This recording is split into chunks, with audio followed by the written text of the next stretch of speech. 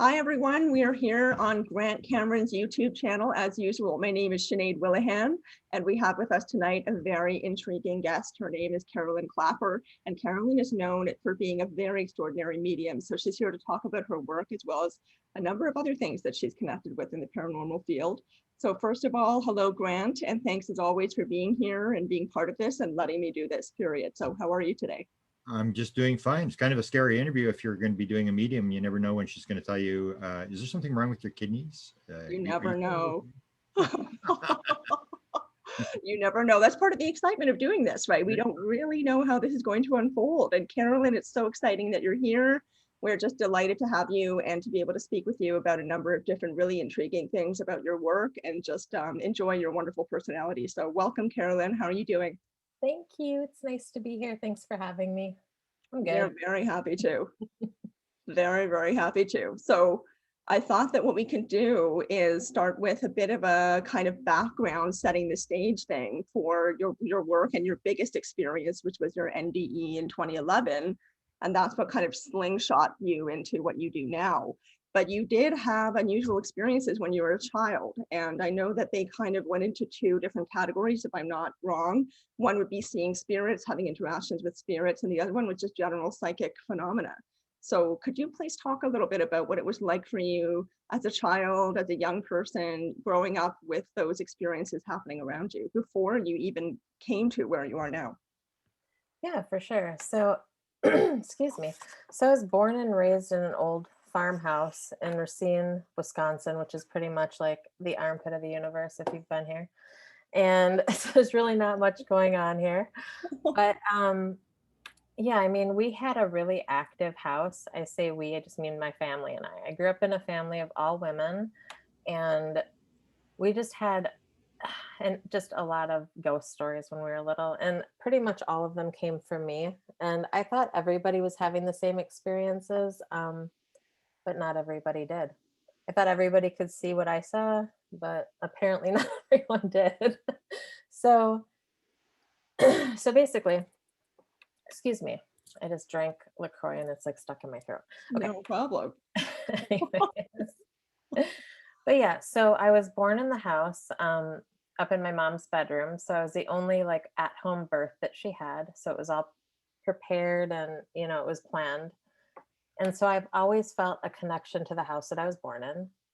I feel like it, being born there kind of gave me like a weird connection to the energy or the spirits, the entities in the house that already existed there.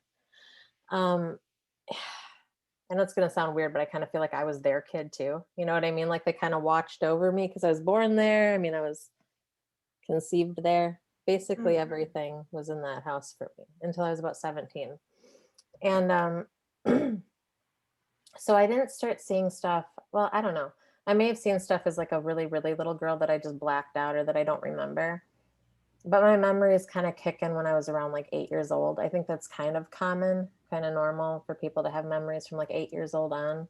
Mm-hmm. And, I have some distinctive memories of seeing, a little girl in the hallway. I woke up mid-sleep and I sat up, just this unbelievable pull inside of me was like telling me, sit up, sit up, sit up, and look out into the hallway. And I sat up and I looked in the hallway and there was a little girl staring back at me. And she looked like she was from the 1800s. She was like dressed in this little house in the prairie type dress and had a little basket. And she had this long kind of like, I want to say kind of angelic presence. You know what I'm saying? Like her hair was kind of like poofy. I don't know. It was like wavy and kind of frizzy. You know what I mean? How you would imagine like a spirit girl to look, I guess. Yeah, and angels never have flat hair. They always look good. I know, girl. So They yeah. always look Kind of good. like Sinead's hair, puffy like Sinead. Exactly. Exactly. Wild and puffy. Great. so there's a little girl in the hallway and she looked as surprised to see me as I did to see her. And I tried screaming and nothing came out. And she immediately turned around and went back into what we called the sewing room at the time. The sewing room was a room that nobody went into. It was like creepy. It was so creepy. It was piled full of my mom's old like sewing stuff and all of the material. And there was a ladder in there that you could pull down and go up to the attic in. and it had like the creepiest feeling. So we never went in there. She zoomed back in there, and I just assumed she went up to the attic because all kids are afraid of the attic, right? So like all the ghosts are in the attic, right? When you're a kid, in the attic or the Yes. basement. It's always in the attic or the basement because they're the creepiest. And you're like, oh my God, there's definitely ghosts up there hiding. But truly, my house had them. And so we had, that was one of my experiences as a child. You know, I slept downstairs for about a week or two following that. I just refused to be upstairs. I was so afraid. Um, there was just experiences like that throughout my childhood. Somebody would be playing the piano, and I knew who it was. I knew the woman who was playing the piano. And the only thing was, is I couldn't communicate with them. I could just see them. Okay. So I couldn't, you know, the way that I communicate now is pretty much like telepathic, visual. I don't get much audio. Mhm. So, but I had no way of communicating, which made them scary to me. You know what I mean? When you can't communicate with something and you can only see it, then your imagination goes wild. The people in my household also had experiences where like light bulbs would blow out, right? It's like a brand new light bulb, we'd put one in and it would go out the next day, and it would be, we'd go to change it and it would be in like a different wattage with maybe a quarter inch of dust around it with no fingerprints. So like who could have put it there? Mhm. You'd get home and there'd be people walking around. You could hear people walking upstairs. I know my sister came home one day and there was like, you know, people walking around upstairs, and her music was playing in her room, and she thought my other sister was upstairs like using a radio and having friends over, and she was pissed. So she ran upstairs and she got to the top of the stairs and everything stopped, and she was Wow. scared. And So there was everybody in the family was everybody. experiencing it, So it was right? like like everybody had experiences there. Okay. So it wasn't just me, but nobody else was seeing the people. Like was nobody else was seeing the spirits but me. You know what I'm saying? So Okay. and there was like so many experiences in that house, even into adulthood. I could go on forever about it. But yeah, so that was like some of my first experiences. I just thought it was normal to have, you know, to have spirits around you. I thought it was just normal. Like we share this space. You know, I would get Mhm. afraid and my mom would just tell me like they're not here to hurt you. If they wanted to hurt you, they would have. Well, that's kind of my next question was like, how was the family experiencing it? You know, were people, because you hear these stories, the kind of Hollywood stories about how there's this house on the hill and this friendly, fresh-faced family moves in and then they're terrorized and traumatized and they run away in terror and the house gets sold and you know what I mean? That kind of typical story. That's how the usual ghosts or spirits in a house story goes. But it sounds like if your mom was saying to you, it's okay, they're not going to harm you, that she was comfortable with it, you were able to be comfortable with it. So were other people who also experienced it feeling like, oh, that's just something that happens here, you know, we're not terrified by it? Or was it also a spooky experience? What was it like? So for me, it was a mixed feeling. I totally know what you're talking about. So like the Hollywood depiction of spirit or the paranormal in houses is always going to be condensed into like a Boolean cube of everything that can go wrong and can go right. Right? It's for entertainment purposes. For so of course it's a bit exaggerated, or at least just condensed, and then like, you know, one thing after another climaxes and then it comes back down, and you know what I mean, just like a roller coaster. So I know what you're talking about. But some of the newer paranormal movies aren't that far off, to be honest with you. um I can get more into that too later, but if we're talking about my childhood, it was a mixed batch. It was like my cats used to chase things and we'd call them and you know, like ghost mice. So they would go crazy and like literally do flips and like bat at the walls and chase things all the time. And those I couldn't see as a kid. I could not see what was behind that. So my mom would just say, okay, those are ghost mice, right? And it was a joke. It was so that we wouldn't get freaked out. Mhm, mhm. And so we just went with it. We're like, okay, yeah, so that's what it is. Your mom tells you it's something and you're like, okay, well then that's what it is, right? A lot of moms and dads say like, you know, to shut down, you know, anything that you're seeing that's like that's mystical or paranormal or whatever. But my mom was a writer. She was a creative writer. She wrote children's books. She was so fun that she never asked me to shut it down, which is one reason I'm probably good at what I do now. It's one reason why I'm able to do what I do is because I was never shut down. So That's amazing. That's one of the things that Grant and I have talked about with a few people in mhm. interviews, is how important that is, for children to experience that, or just feel like they're heard, just that one thing, just so they feel like they can tell a story about something that's unusual that happened and be genuinely heard, and then how much that experience nurtures their confidence in the abilities that all children really have at a young age. So that's amazing that your mother did that for you. And there's more that your mother did for you that we're going to get into a little bit later on. But for now, we're Yeah. still talking about your childhood. So yes, that's wonderful that she was so supportive. She's always been so supportive. At least, that was my experience with her. Of course, every parent has, bad sides and good sides, but that's one thing that, she was always so extremely supportive of our creativity Mm-hmm. and our imaginations. And so even if she wasn't completely on board with what I was telling her, even though it was very real to me, she would let me have that, which was so good. It's like, why not let kids have a magic? Because even if it wasn't spirit as a kid, which it was for me, but even if it's not for for anybody who's listening, if it's not spirit, it's their imagination. And who doesn't want to encourage imagination and creativity? Like that's so, so essential and so important. And it Mm-hmm. actually helps you, like if you foster your kids, creativity and their experiences with spirit or anything odd, anything that's outside of the norm and outside of the box, you know what I'm saying? Mm-hmm. They're going to be, I think they're going to have more to contribute in society later. They're going to be better at their jobs. They're going to be better friends. They're going to be better listeners. They're just going to be better at everything. That's my experience, because they're not shutting people out and shutting people down, and they're not closing themselves up and closing themselves down. It gives you a broader and more open and connected experience in this Mm-hmm. world, Mm-hmm. I mean, Grant would probably say that it allows for the right brain to Yeah, really develop. Whereas we spend an awful lot of time trying to shut the right brain down and live in the left brain, right? Live in all the logical kind of right. analytical aspects of thinking and being rather than the intuitive aspects. And this actually gives me a little bit of a segue to the fact that you became an art teacher and a musician. You're a very creative person yourself. And that's been a part of your journey as well. So I love that you're touching on that right now, the fact that it feeds that innate intuition and that ability that we have to almost, I guess I wouldn't necessarily call it channeling, but it's kind of like channeling, like you let that creative energy come through you. So I Yeah. wanted to ask you if you feel like for yourself as a creative person who had that career of being an art teacher and a musician before you developed this career of being a medium over the last 10 years, do you feel like that was a necessary or helpful or particularly beneficial stepping stone for you in terms of developing your own abilities, even though you may not have realized it at the time? Was that part of your experience?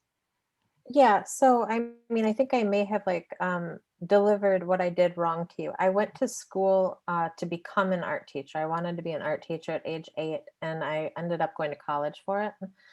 But I did not finish my art degree. I was like 2 years into the art degree to become an art teacher, and I did teach early childhood development over, at a college near here, and I did teach at a daycare for a few years. Um, but yeah, I mean, I never actually was an art teacher. I never actually finished my degree in that. I think I'm a junior still, so maybe that's something I should put on my bucket list, but not done yet. My life took a different direction. But But I do notice you've got a guitar behind you. Are you going to sing us a song? oh, I could. Yeah, that'd I be good. could. That would be good. You might want to turn your ears, your little mic off though. You can just watch me sing. Just kidding. Okay. We can close with that. You could do a closing number at the end. That'll be great. Oh Lord. Yeah, yeah. You really want to lose that many listeners is what I'm wondering right now. This is suicide that you're asking for. You don't want online suicide. I think you might get kicked off of YouTube or something. Well, no pressure, no Might get pressure at all, deported. Carolyn. You're just going to be performing a song publicly for a lot of other people that you don't know. Like, don't even worry about it. We'll help you. We'll help you. If we could all sing together, that would be good, because it would trip out your Zoom. It would be like bouncy. It wouldn't know where to go. It would be like we'd have like a disco going on. You know what I mean? It'd be flashing from one person to another. We should try that sometime just to see what happens. I think it would be amazing. It would be. It'd be fun. But yeah, so yeah, I feel like I'm yelling because I have these things in my ear. Sorry if I'm yelling in your ear. Anyways, I feel like all of our experiences make sense. If we're lucky enough to live a full life, everything comes full circle eventually, you know?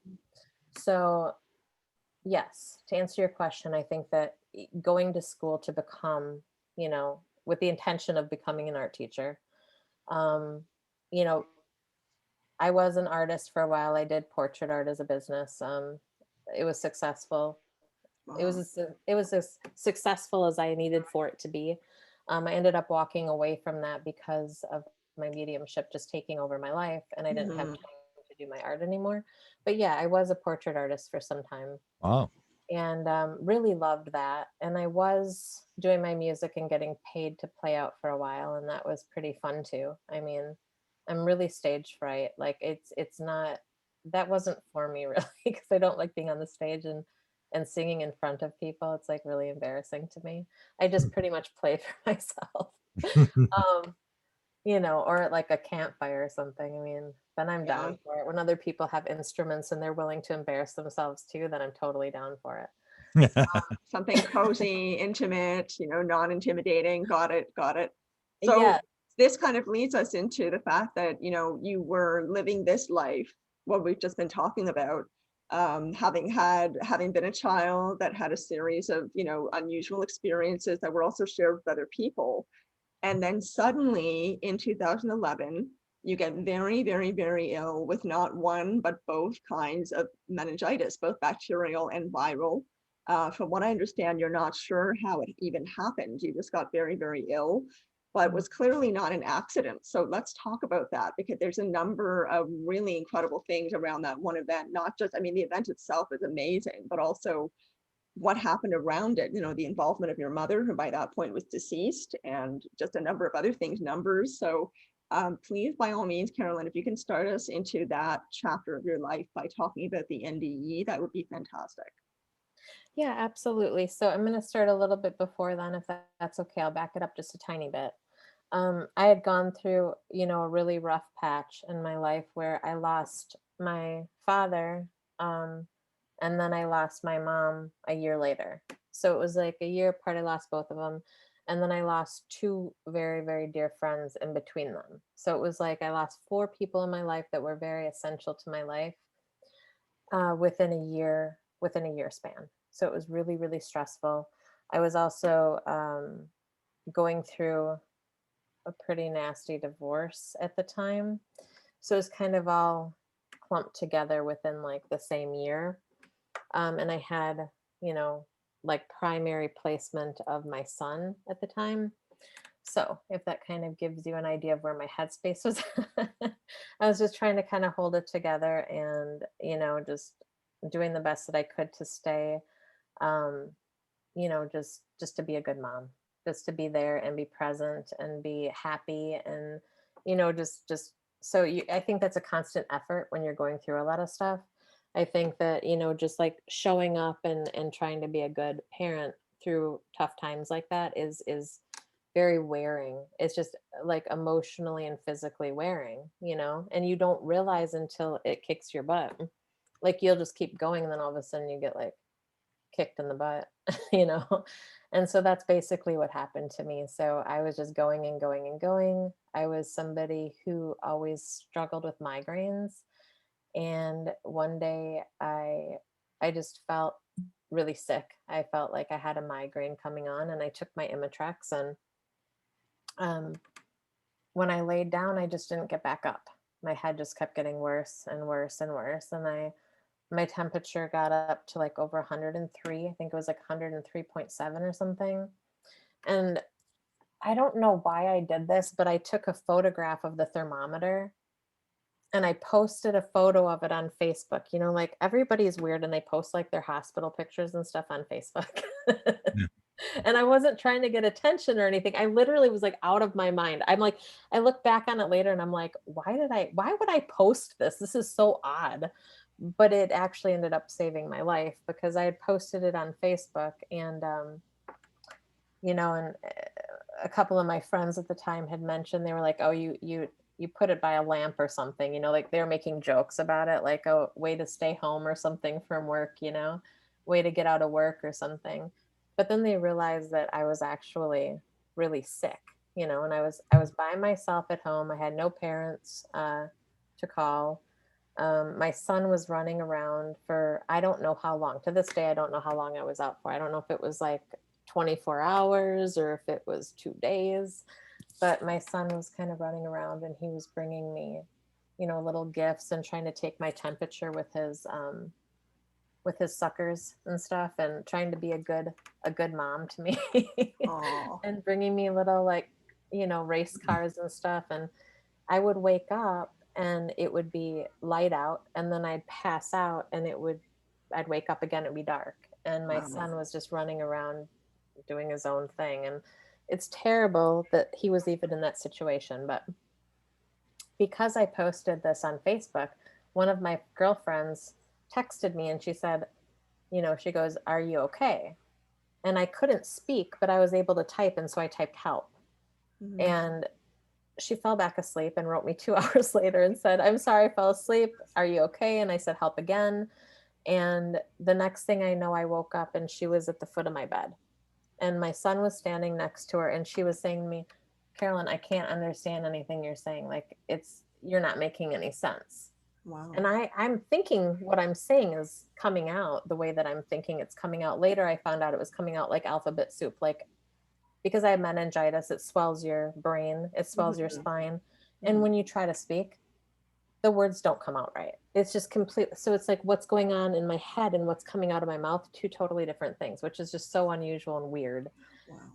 Yeah. And so when I'm laying there and I see my friend at the foot of my bed and my son, I also was in a state of like sleep. It's very weird. I was in and out of sleep. And I kept getting this reoccurring dream. It was a vision. And my mom was coming to me. I saw myself being like 8 years old again, and I'm laying in my bed. And my mom was a working parent. So if we were sick, we would be at home um, by ourselves for the day. And she would do this thing called the chin check, right? And it was like to check and see if we had something. I didn't know what she was checking for. So if we had a sore throat and we had a headache, or if we had a fever and a sore throat, she would always tell us to put our chin to our neck, right?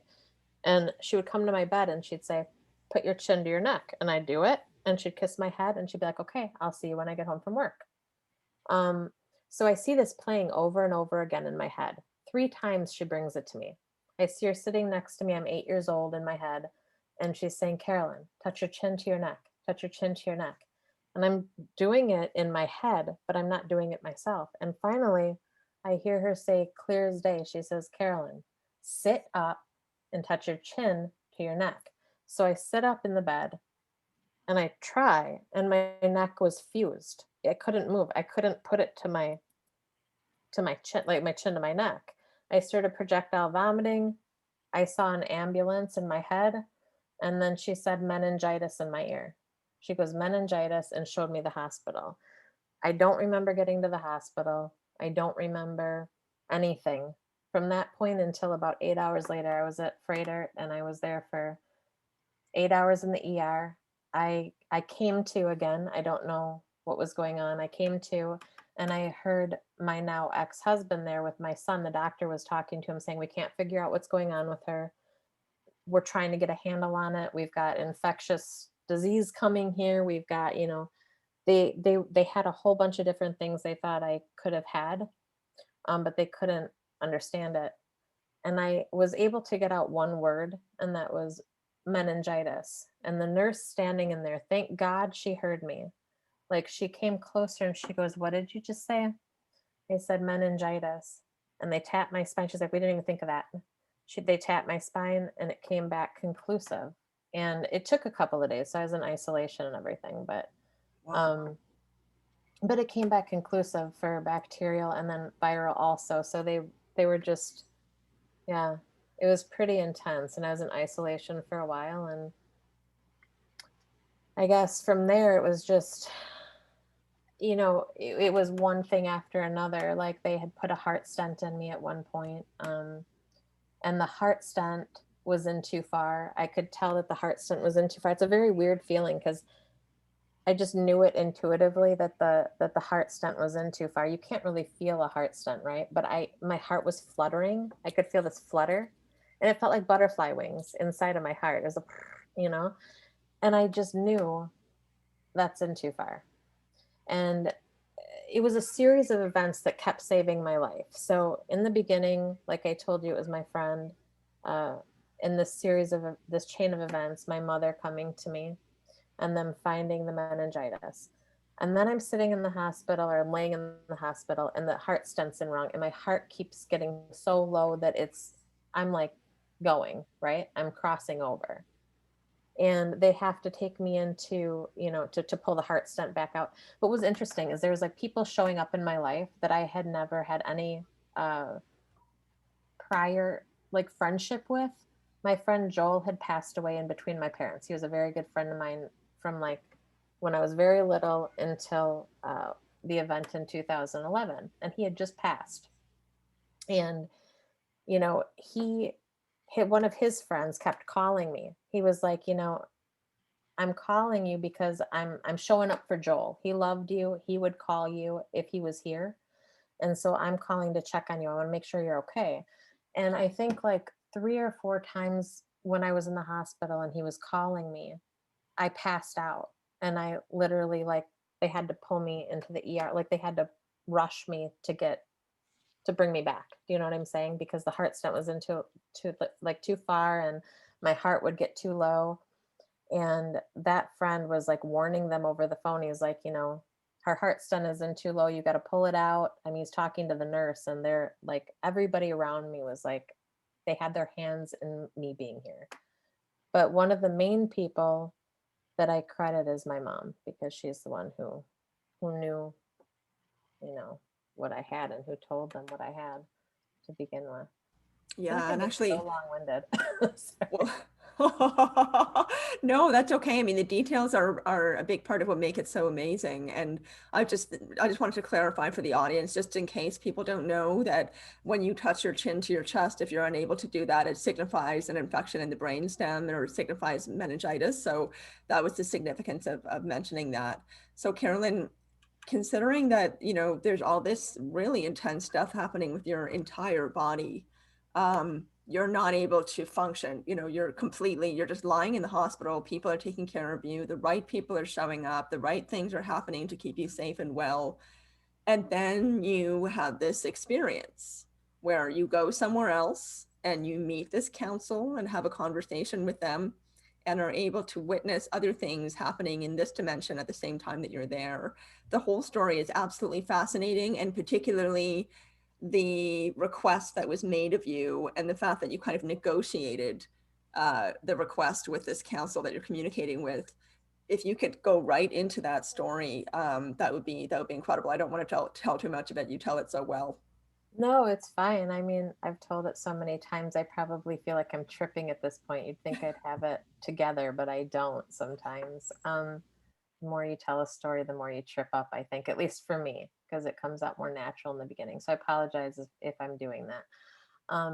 But yeah, when I was laying in the hospital bed, like I said, I kept having incident after incident where I could have crossed, where it was my time. um, there were so many times where I could have just crossed over and that would have been okay, you know. But there was this fight in me where I didn't want to go. I wasn't ready. And that fight was my son. That's all. It was love. That's it.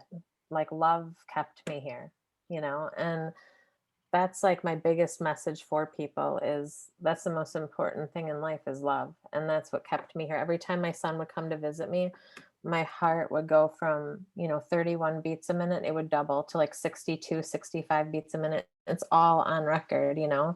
um, and I intend on sharing my records, from the hospital in my book so that people can trace my story because I feel like that's really important. It's evidential. I think all of this stuff is really important. But yeah, when I was laying there, at one point, I kept coming out of body. So like when people would come in and be around me, whether it was staff or this person calling me, a friend of a friend calling me and checking on me, um, their loved ones were showing up in spirit. And I was delivering messages to these people, not knowing that I probably should have like filtered it, but I was so in and out of both worlds. Like I was so as far as I knew, I was dying. So I thought it wasn't that weird or strange. Like I was seeing everybody else's loved ones around me and I was relaying messages and people were crying and they're like, oh my God, that's so and so. How did you know this? And it was kind of upsetting for people, I think, a little bit because they weren't expecting it. And I'm sitting here going, well, they must see this all the time because they work in a hospital and like critical care. Like uh, I can't be the only person that is delivering messages, right? Um, and at one point, I'm laying there, and all of a sudden, I'm not laying there anymore. I'm standing up. And what's really weird about it is like I'm standing and I can see my back end. I can see my bare butt because I'm in a hospital gown. You know how they have the ones that tie behind you? So I can see my bare ass, right? And I'm looking at myself from behind. And, and I can see all these people in front of me, right? There's a committee of people and probably about 30 people. They all are dressed in this white clothing. It looked like white linen clothing or something. None of them had angel wings. It wasn't like, it was more like how you look at like a choir of people, how they like stand with like more people in the back, like kind of like a triangle, like it comes forward like that. And there's like the front people and then or a stadium, like almost like stadium seating or something. It was really weird. Okay. So And there's, of course, they all have really good hair, right? I think their hair is, I mean, of course, they yeah, were perfect. of They course. were like Oprah, like how she's like perfect and divine, or like Martha Stewart. I swear, it's like they dress them or something. It's like I was probably at Oprah's or Martha Stewart. I don't know. I could have been there. I could have just been like traveling. Who knows? Can I ask a question? Were these human people, old, young, any jewelry on or anything like that? I didn't see any jewelry. So that was not, no, I didn't see any jewelry. All I saw was that they were all dressed in the same clothing, slacks and a shirt. It was almost like, Oh, it was almost like linen yoga clothing or something, not yoga, but like, if you were to go to like I don't know, to some spiritual okay. gathering or something. And like, I don't even know how to describe it. It just seemed like very plain, very simplistic clothing. And the one that I was focused on, she was older. She wasn't old. She was probably, if I were to age her, which is difficult, I would say maybe early 60s. Okay. Okay. So she had silver hair and it was short and it looked kind of fashionable, it was short and it was just nice. She was just tidy. There was a man standing next to her that had dark hair. So he looked to be a little bit younger than her. I didn't see any young people, no Okay. young people. So, but Are those you are in a the only room or two. where are you? I'm in a room. So I'm in Okay. a room. I think I'm in a room. I'm focused. So it's just white. Oh, It's like okay. everything's white. And so it wasn't like everything was illuminating like with the like white light or anything. It was just Okay. white. Okay. And and then all these people were wearing like white linen type clothes, right? Okay. And so the speaker, I call her the speaker. Okay. So this is the committee. I call her the speaker. She stood in front of me and she was the one in charge. Okay. That's what I got. I got that she was the one in charge. Yeah. And they were just all staring at me. It's weird. Yeah. And she, she's observing. And then she speaks to the person beside her, right? And I couldn't understand what they were saying. I couldn't hear them. And then she gives me a chance to speak. She looks back at me.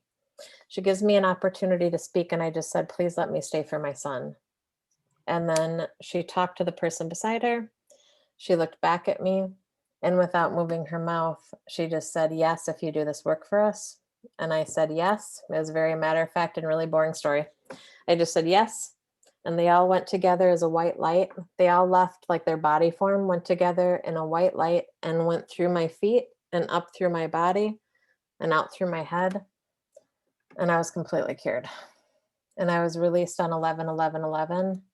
That would have been the following morning. So I don't know when this happened. I don't know if it was in the early morning of 11/11/11 or if it was in the late night of 11/11/10, but I was released on 11/11/11. So I'm, and I guess numerically, that's like a really big deal. But that's a whole nother part of my story. I knew nothing about mediumship or numerology or astrological numbers and anything like that prior to this experience.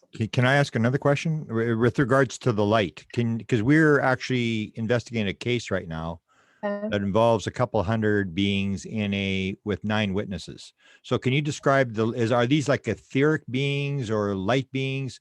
Do they change into these? Can you describe that, what you're looking at? And Sinead, I think, had an example early on in Peru with seeing these type of beings. That's why I'm interested in that. I like that you're calling them beings. I'll just say that. This is the first time I'll speak to that on camera. Coming out of that experience, it was a little confusing for me and actually upsetting for me because it jogged me. It created a conflict in my psyche about what had happened, right? I want to always have like scientific reason for things. I don't know, and I didn't. I didn't have an answer. So what I'll tell you is that I can only tell you what I experienced, and I don't guess, and I don't pretend to know anything that I don't know. And I won't do that today. I think that that's actually the wrong thing to do. I think there's a lot of people out there doing that and saying that they are experts in this type of field and, you know, in the paranormal and in UFOs and everything. I don't agree with that. So I'm not going to sit here and tell you that I know anything that I don't know. So to answer your question, were they just seemed like very put together, very matter of fact, unemotional, uh, um, yeah, they just had this kind of stoic presence. It didn't register to me as spirit or as alien. I didn't know what I was dealing with. I didn't know who these people were. To this day, I don't claim to know. That's why I call them the committee. It's just the word that came to mind at the time. That was the best way that I could describe it and articulate it in our language. It's the best way I could put it without telepathically giving it to you in your head, which I wish I could just throw at you right now because then you could see it for yourself. The only time it got kind of funky and weird was when they left their physical form and all came together as one to then heal me and deliver me back here. So then that gives me the question of whether these were spiritual beings or whether they were alien or whether they were something else. But I don't have that answer, unfortunately.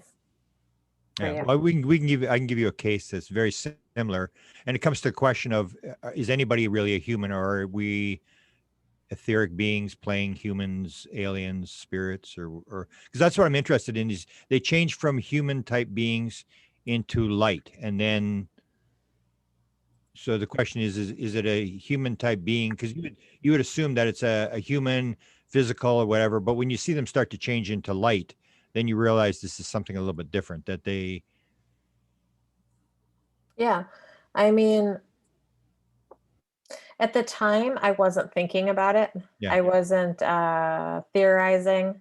I wasn't yeah, I wasn't thinking about it. It just was. I was just grateful to be here. I was just grateful to feel the sun on my face again and smell fresh air and get out of that room. That's all I cared about. Did you know Um, you'd been healed when they went through you, or was yes. that later a realization?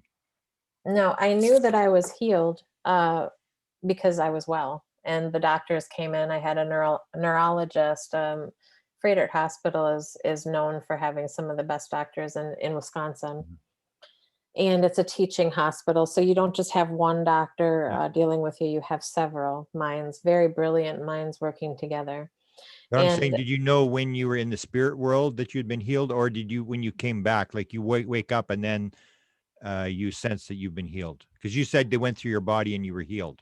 So did you know that in that world, or when you came back? Right. So I'm getting to that. So I apologize for my long-windedness, but I am getting to that. So after they went through me, I had a neurologist come in and sit by my bedside, and he looked at me, said, "I'm going to turn on the light. Is that okay?" And I said, "Yes." And he asked me a series of questions, and he had me do a neurological test with a light and all this kind of stuff. And he kind of sat there bewildered. He didn't know why and how I was able to sit up and do these tests, and how I was completely well. And he told me that, he goes, I don't know how you're sitting here talking to me. I don't know how you're sitting with the light on. I don't know how you haven't lost limbs. I don't know how you can communicate. I don't know, I don't know how you're alive, right? And he goes, I heard that your mom told my staff that you have meningitis. Where is she right now? I'd like to thank her. And I said, go ahead. She's probably right here, right? And I told him that she was passed, that she was deceased. And he kind of shook his head and laughed and said, I mean, he was like, yeah, it threw him off. He's like, well, there's some things in this field that we can't explain, and this is one of them. So I knew at that point that this was a very rare, that being well and recovering from what I had was a miracle and was very rare. And I was very, very lucky.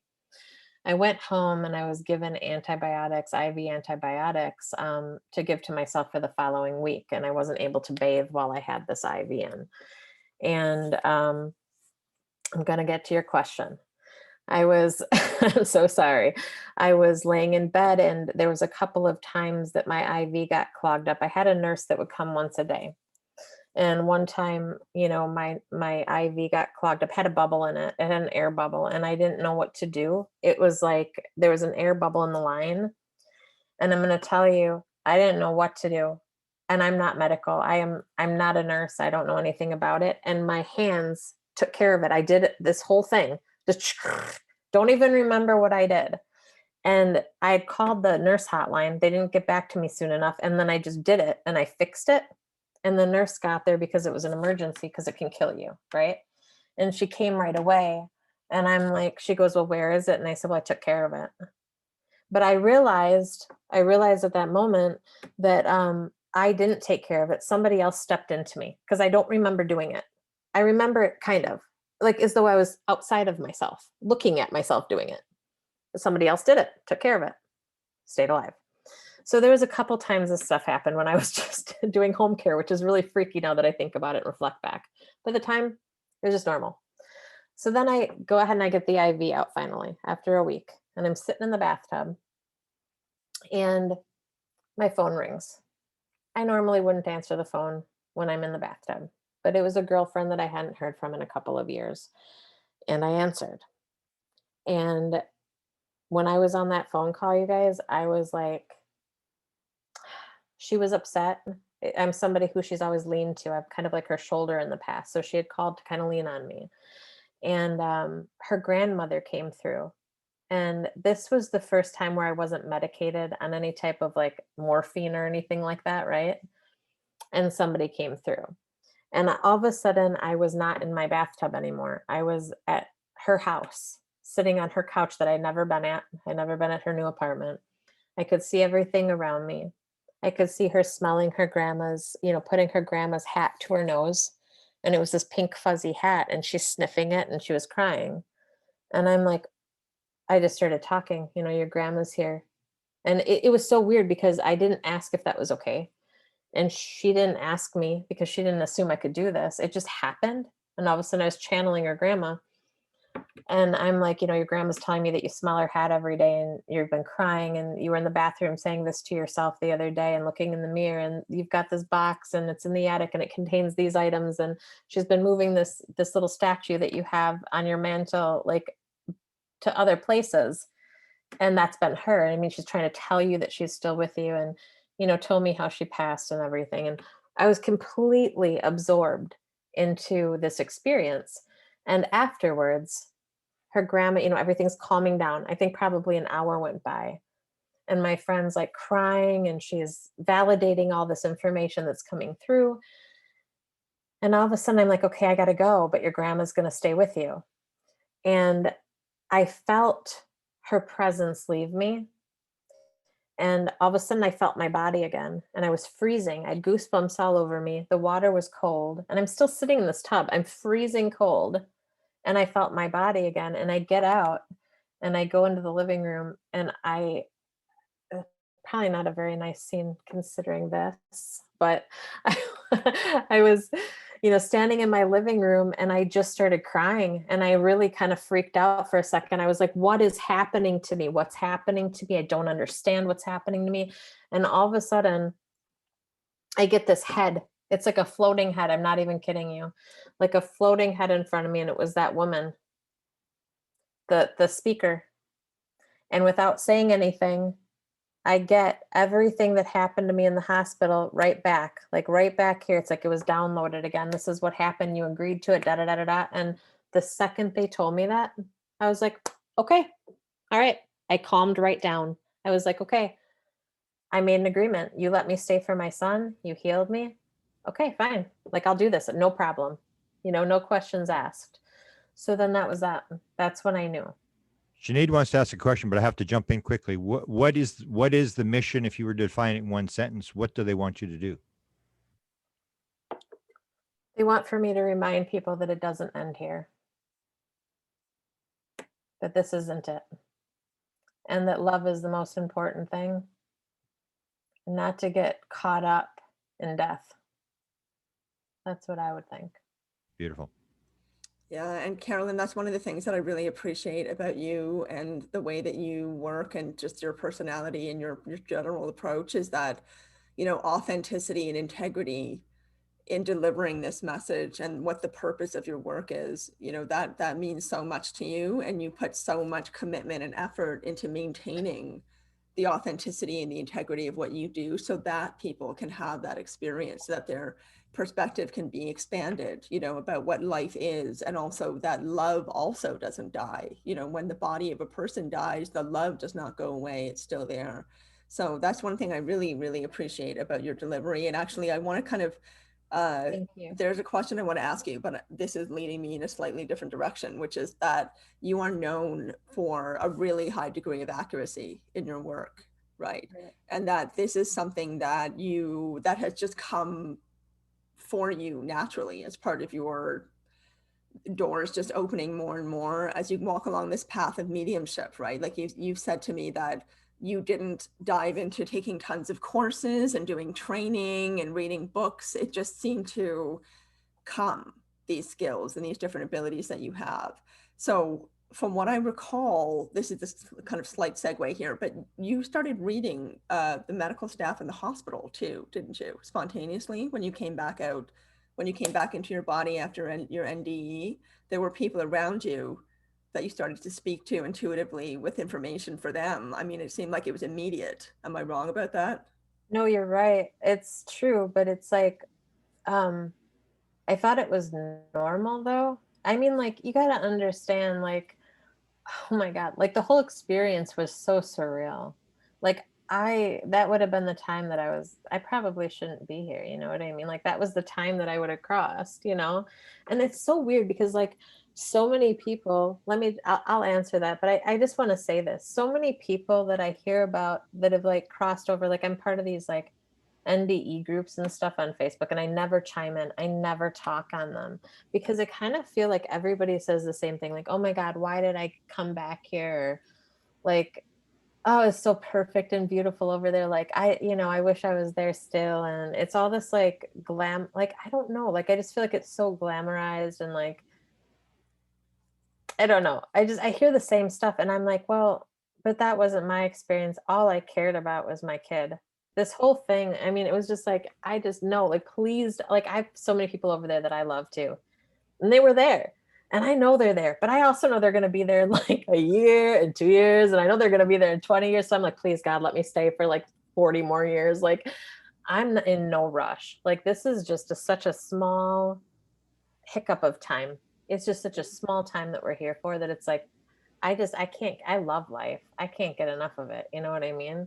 And I have struggled, and I've been through a lot, but yeah, my experience was different than a lot of people's, that I've read about, just online.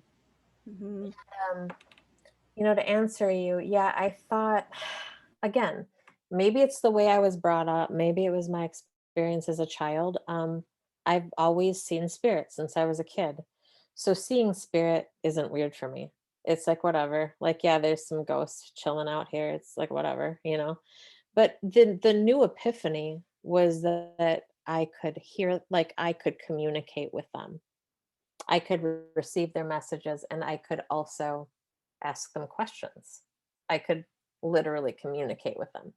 That was a whole new level. It was like, it just, my expand I had this I expansion by like 100 folds. I mean, it was just, I was gifted prior, I suppose, if you want to call it gifted. I was able to see. I was a seer prior, but it was never this expansive until the meningitis.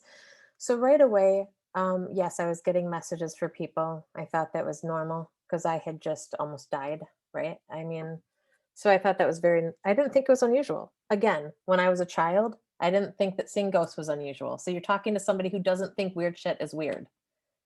I just don't think weird stuff is that weird. I Mhm. think that people who don't have weird stuff and don't experience weird stuff in their life, I think they're weird. I'm like, you guys are fake. There's no way that you haven't seen stuff. There's no way that I don't understand them. That's weirder to me than any of my experiences. I think Yeah. people who have these dry lives, who like are very like inside of the box, they freak me out. I don't know. So it It's wasn't kind of that fascinating. I mean, it is kind of fascinating because people do often develop abilities after experiences like this. I mean, this is not totally uncommon, but your experience really is very particular because, okay, you would have seen spirits growing up and had psychic experiences, and it kind of ran in the family, and everyone knew that there were ghosts in your house, and that became normal. And sure, I mean, okay, so you had a bit of a foundation there and a stage that you're almost building off of that probably helped you transition into this whole other experience. But the fact that you had the experience that you had, the way that you had it as well, and then immediately after waking up, you're able to, like, you're in it right away. There's no sort of, process of transition, or it starts happening weeks later. It's just immediately you've made this agreement and you wake up back in your body, and then it's just chapter 2 of a totally different kind of life, right? So yeah. I'm really curious about, I mean, I heard you say earlier that it was a little bit stressful, adjusting to this, and that something felt very different about you. Your experiences became very different. That must have been really challenging to walk through. And so, this leads to a question I have, which is about how you phrased it, and we were talking about this earlier, not in this interview, but you and I had a conversation about this, that you have this ongoing sense of having a foot in 2 different dimensions, and that you're in the spirit realm a lot of the time. That's kind of mostly where you live, and you mostly telepathically communicate, and that's mostly what what you're comfortable with too, because language is so limiting. So as you were, you wake up back in your body, you've just had this NDE, you're able to start spontaneously reading people in the room. And then it just goes from there. You're spontaneously reading people. The accuracy is amazing. Word of mouth starts to travel. People start to reach out to you. So not only is this giant internal shift happening, which is mental, emotional, physical, but then also the external part of your life is also shifting and changing dramatically because people are finding out what it is that you do.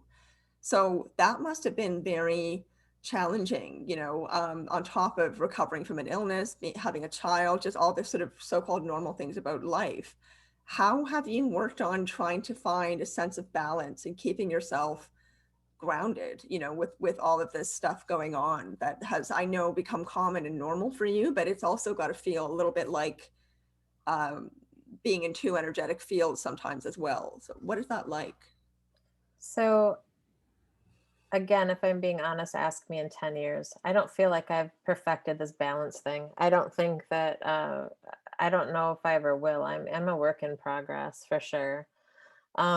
It was extremely challenging, to put it mildly. I was going through a divorce. I didn't want to put a bullseye on myself. Oh yeah, my crazy ex-wife right now, she sees ghosts and she's a medium. Like that's not, you don't want that. No.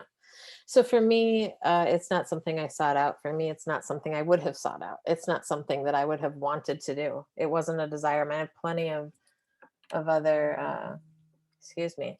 I have plenty of other hold on really quick. Sorry, I had my phone on. Oops. So I have plenty of other activities that I enjoy, and I was not feeling a lack of direction or purpose in my life. I think a lot of people go after mediumship and raising their consciousness because they're searching for something. And I never really felt like I was really searching for anything since I was a teenager. I think I wore out all my searching back as a teenager when I was like, jumping around from Buddhist church to Unitarian to trying to be an atheist, which didn't really work at all for me since I see spirit and stuff. Um, but yeah, for me, you know, it was really, really conflicting. It was like the messages that were coming through were spontaneous. I call them random run-in readings. So I had two jobs at the time. I worked at a family Christian bookstore, oddly. That's a whole nother story, but I ended up, it's just synchronicity leads my life, right?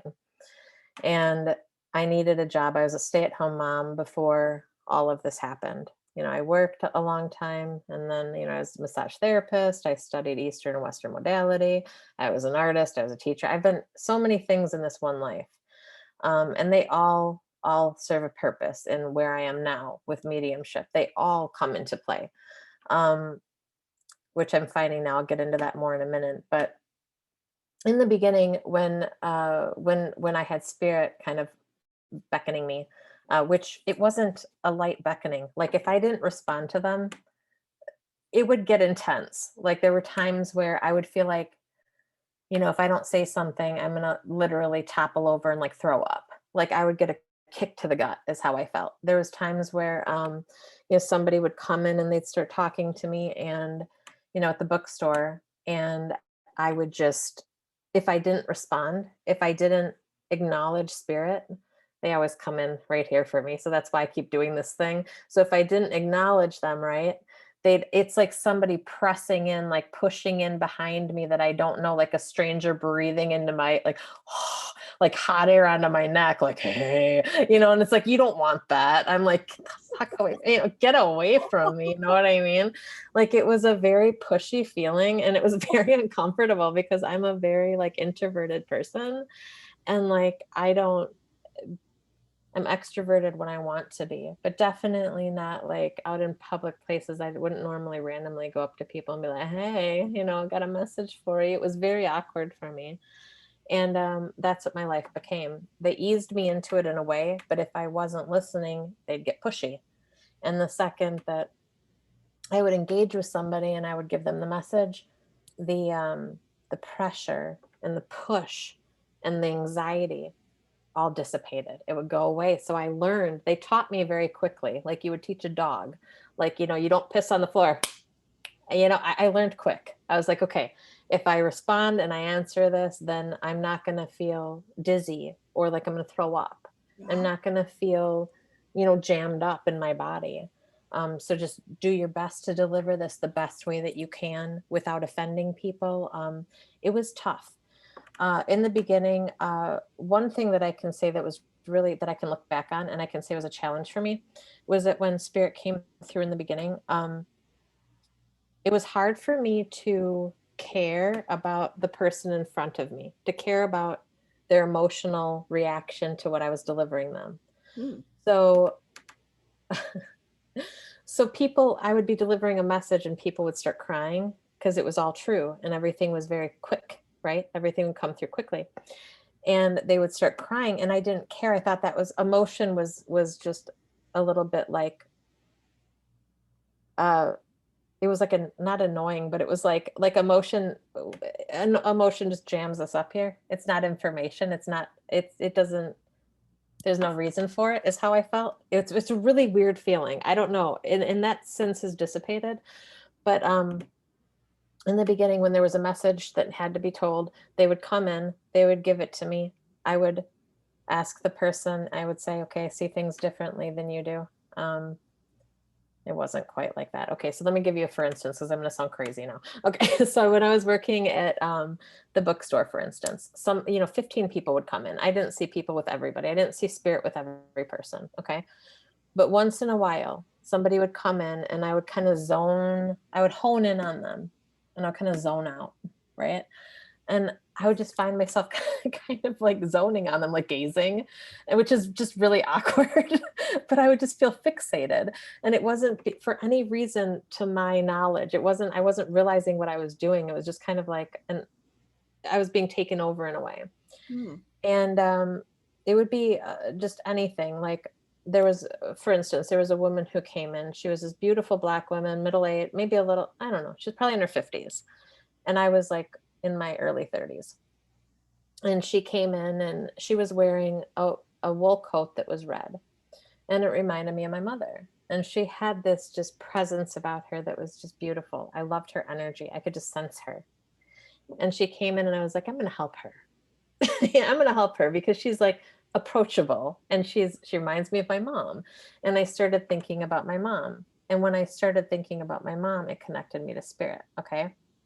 So then I approach her, and the moment I started talking to her, I said, can I help you? Can I help you find anything? And she goes, I'm looking for thank you cards. And immediately I have somebody right here and he's pushing on me and he goes, they're for my funeral. They're for my funeral. And he's like 21. He was a 21-year-old. He told me his age. Here, not here. Mm-hmm. And he goes, I'm 21. It's for my funeral. I'm her nephew. I'm her nephew. And I'm like, okay, go. Okay, cool. I'm like, go on now. And I'm pushing him away. I'm trying to push him away, but I didn't know how to block at that time. So I was doing a really poor job at it. And so I finally say, okay, I'm going to say, I'll mention it to her. So I say, are you looking for thank you cards for your nephew's funeral? And she says, yes. And doesn't even ask me how I would know that. It's like people's response was so weird. It was equally as weird to like spirit coming through was people's responses to spirit coming through. Like they were just like, yeah, that's what it's for. Like, not how would you know this lady, stranger, And so that weirded me out more than spirit, actually. I was like, aren't you going to ask me like how I would know? Like, how am I going to open up this conversation with people? This is so awkward. So that is really intriguing. It's almost like spirit is helping them receive the message by making sure that they're cleared it out. Yeah. Yes. Isn't that so weird? So that was the weird part to me, was that it wasn't weird. I was like, if anybody said that to me, I'd be like, say what? Come again? But I never got that response, never, in like random run-in readings. So like with her, I showed her where the thank you cards were and I walked away. I'm like, okay, I tried. I told him I tried. And I went to the register and I started working. And then he starts pushing on my head and my stomach. And he keeps pushing on him. He shows me a gun and he says he was shot. I'm like, I'm sorry. Where were you shot? I'll mention it to her. And he keeps pushing here and here. And I'm like, well, which one? Choose. Push in one or the other. And he won't. He just keeps doing both. And so I went up to her and I go, aren't you going to ask me how I knew that you were looking for thank you cards for your nephew's funeral? And she goes, I was sitting here thinking about that. Like, how did you know? And she goes, how did you know this? And I said, thank you for asking. I go, I see things differently than you do. I said, if there was a message from somebody on the other side, would you want to know? And the second she said yes, I was like, there's my in. So I said, great. Thank you, Jesus. Like I'm sitting there going, thank you. Because I was feeling very flustered, and very like anxious. And I locked eyes with her. And at that point, I was really weird too. I felt like my eyes were literally being pulled out of my head. It was like a physical feeling of my eyes bulging. Like I felt like I wasn't blinking, like my eyes were interconnected with hers. And it was like there was a string being pulled between our eyes. Wow. That's how intense it was in the beginning for me. Like if I was looking at you right now, my eyes were popping out at you. It was the weirdest feeling. And so then I locked in and I just start telling her, everything's flowing. He's telling me, okay, great. Here's my in. She said yes. And so he goes over, okay, I was wearing, this and this at my funeral. Why would you guys put me in this? This is totally not my style. This is what I wanted to wear. This is what I would have wanted to wear. He goes, okay, so I got shot in my head and my stomach. I was in front of a bar. I was laying in front of the bar. There's people coming, surrounding me, but my girlfriend was there, right? And he starts telling me about his knockout girlfriend and how she's got these big boobs and how she looked so hot at his funeral. I mean, it was just like ridiculous. It was so much information. And he's talking about her boobs so much to her aunt. And it's like, we're both sitting here going, oh my God, right? Like, I can't believe I'm saying this to you right now in a Bible store. Yeah. So the irony around it all. And you guys, was it difficult to navigate? Yes. It was really difficult to navigate, but I'll tell you what, every time I did a reading for somebody on spot like that, it was so healing for them. And therefore it felt good to me. I felt like, okay, as long as I'm not getting punched, we're good. As long as nobody's freaking out on me for bringing this through. And everyone was receptive. I had one person in all the years that I was doing it, I had one person say they didn't want to hear it. But she came back to me about 5 times wanting to hear it and then backstepping. And she was giving me like spiritual bipolarism. I was like, I had to eventually tell her, please leave me alone. Don't bring this up anymore to me because I want to deliver these messages to you because your parents are coming in. You need to stop asking. But she was raised very Catholic and very, very, very Christian. And it was very against the rules of her religion. And she was one of my bosses, actually. And she had a really hard time with the fact that I can do what I can do. Mm-hmm. And she had been orphaned and she wanted to hear from them, but had been taught that it was like an evil thing, that it wasn't okay, that it wasn't good to do. Well, maybe we could go into like, some experiences that you've had where is there one experience or there probably are a few experiences that really stand out to you in your memory in terms of really moving, powerful experiences you've had with clients where you feel like you really were able to bring them comfort, you were able to bring them reassurance and peace and, make them feel loved.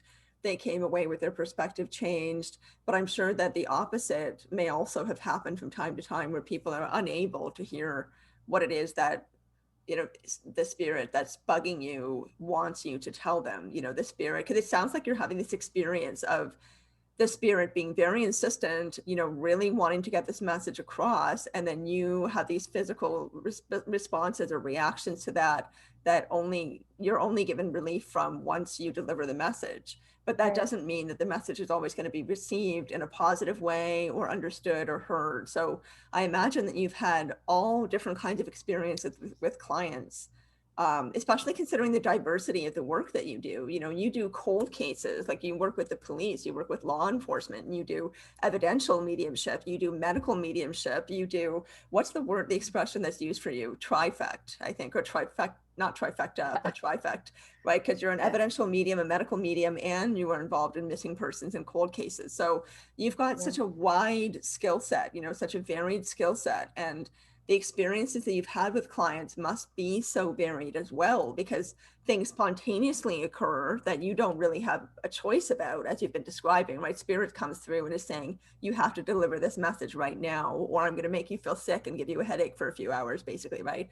But then also you have appointments with people where it's organized, you've got a schedule, you have a relationship with the police that you're working with on cold cases. So there's just so much variation to what you do that I'm fascinated by what the experience of delivering this information is like for you because of the variety and because of sometimes the challenges that are involved. Sometimes people have a hard time hearing what you deliver. So are there maybe a couple of stories you can refer to, one that would be one that really moved you, where you felt like, wow, like this is why I'm doing what I'm doing. This is my purpose. I'm glad to be doing this. And perhaps one that didn't go as well. I feel like I don't have many stories where it didn't go well. I'm very fortunate in that way.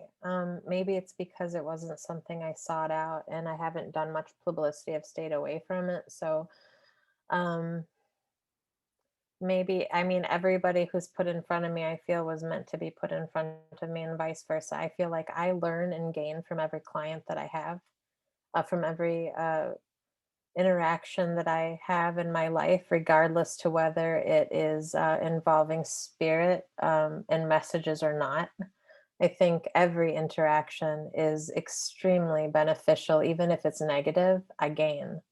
Every bad thing that's happened to me, physically, emotionally, energetically, anything, it's, I'm somebody who will always dig and I'll find, and preserve the message and the lesson. So I don't have any negative that also has not contained some type of lesson for me. So I don't really see it as a negative. So I guess to answer that, every single reading that I have reminds me that I'm here for this purpose as well as others. I have my own life. I'm Carolyn. I'm just me. Um, and I try to retain a sense of self in all of this. That's been a challenge at times for me. And I need to remind myself that my true purpose, again, is my child. That's my true purpose in all of this, is to stay and take care of him and make sure that he gets off on the right foot and he gets out there and has all of the opportunities that I can possibly give him. So all of this is for him. So I'm just grateful for every reading that I give. It all goes towards my son. You know what I mean? Ultimately. Um, and there have been some wow moments, of course. I mean, there's some readings that stand out more than others. But what I would ask for you to remember is that, like, I do this every day. I don't, pretty much every day. I only do one reading a day because I can't do more than that. I get too exhausted. I put, my whole self, I put 150% into each reading I do. And I'll read for as long as I need to till I feel I'm done. I tap myself out. And then I'm like, okay, sometimes I feel like I face dive on the floor and I'm like, done. I've said that to people, done now. Sorry, done. No questions. I'm done, because I wear out and sometimes it's that awkward. I'm like, okay, I'm done now. And that's it. And they're like, okay. But I mean, at that point, they already have like 10 or 12 pages of notes, and I'm like, or they have a recording if their recorder works, a lot of electronics act really goofy around me. So that's a hit or miss. There's been a couple things that stand out, like missing persons cases. Obviously, when I find somebody, when I help in finding a person who's missing, like that's extremely rewarding. Um, they're the hardest. They're the hardest readings. I'm not going to even pretend like I like doing them. I'm not even going to lie to you. I don't like doing missing persons cases, just so everybody knows. It's not fun. It sucks. It's hard. It's draining. It's exhausting. It's emotionally tasking. I love everybody. I love hard. I love everybody. Everybody. Even people who other people say are unlovable. I love them.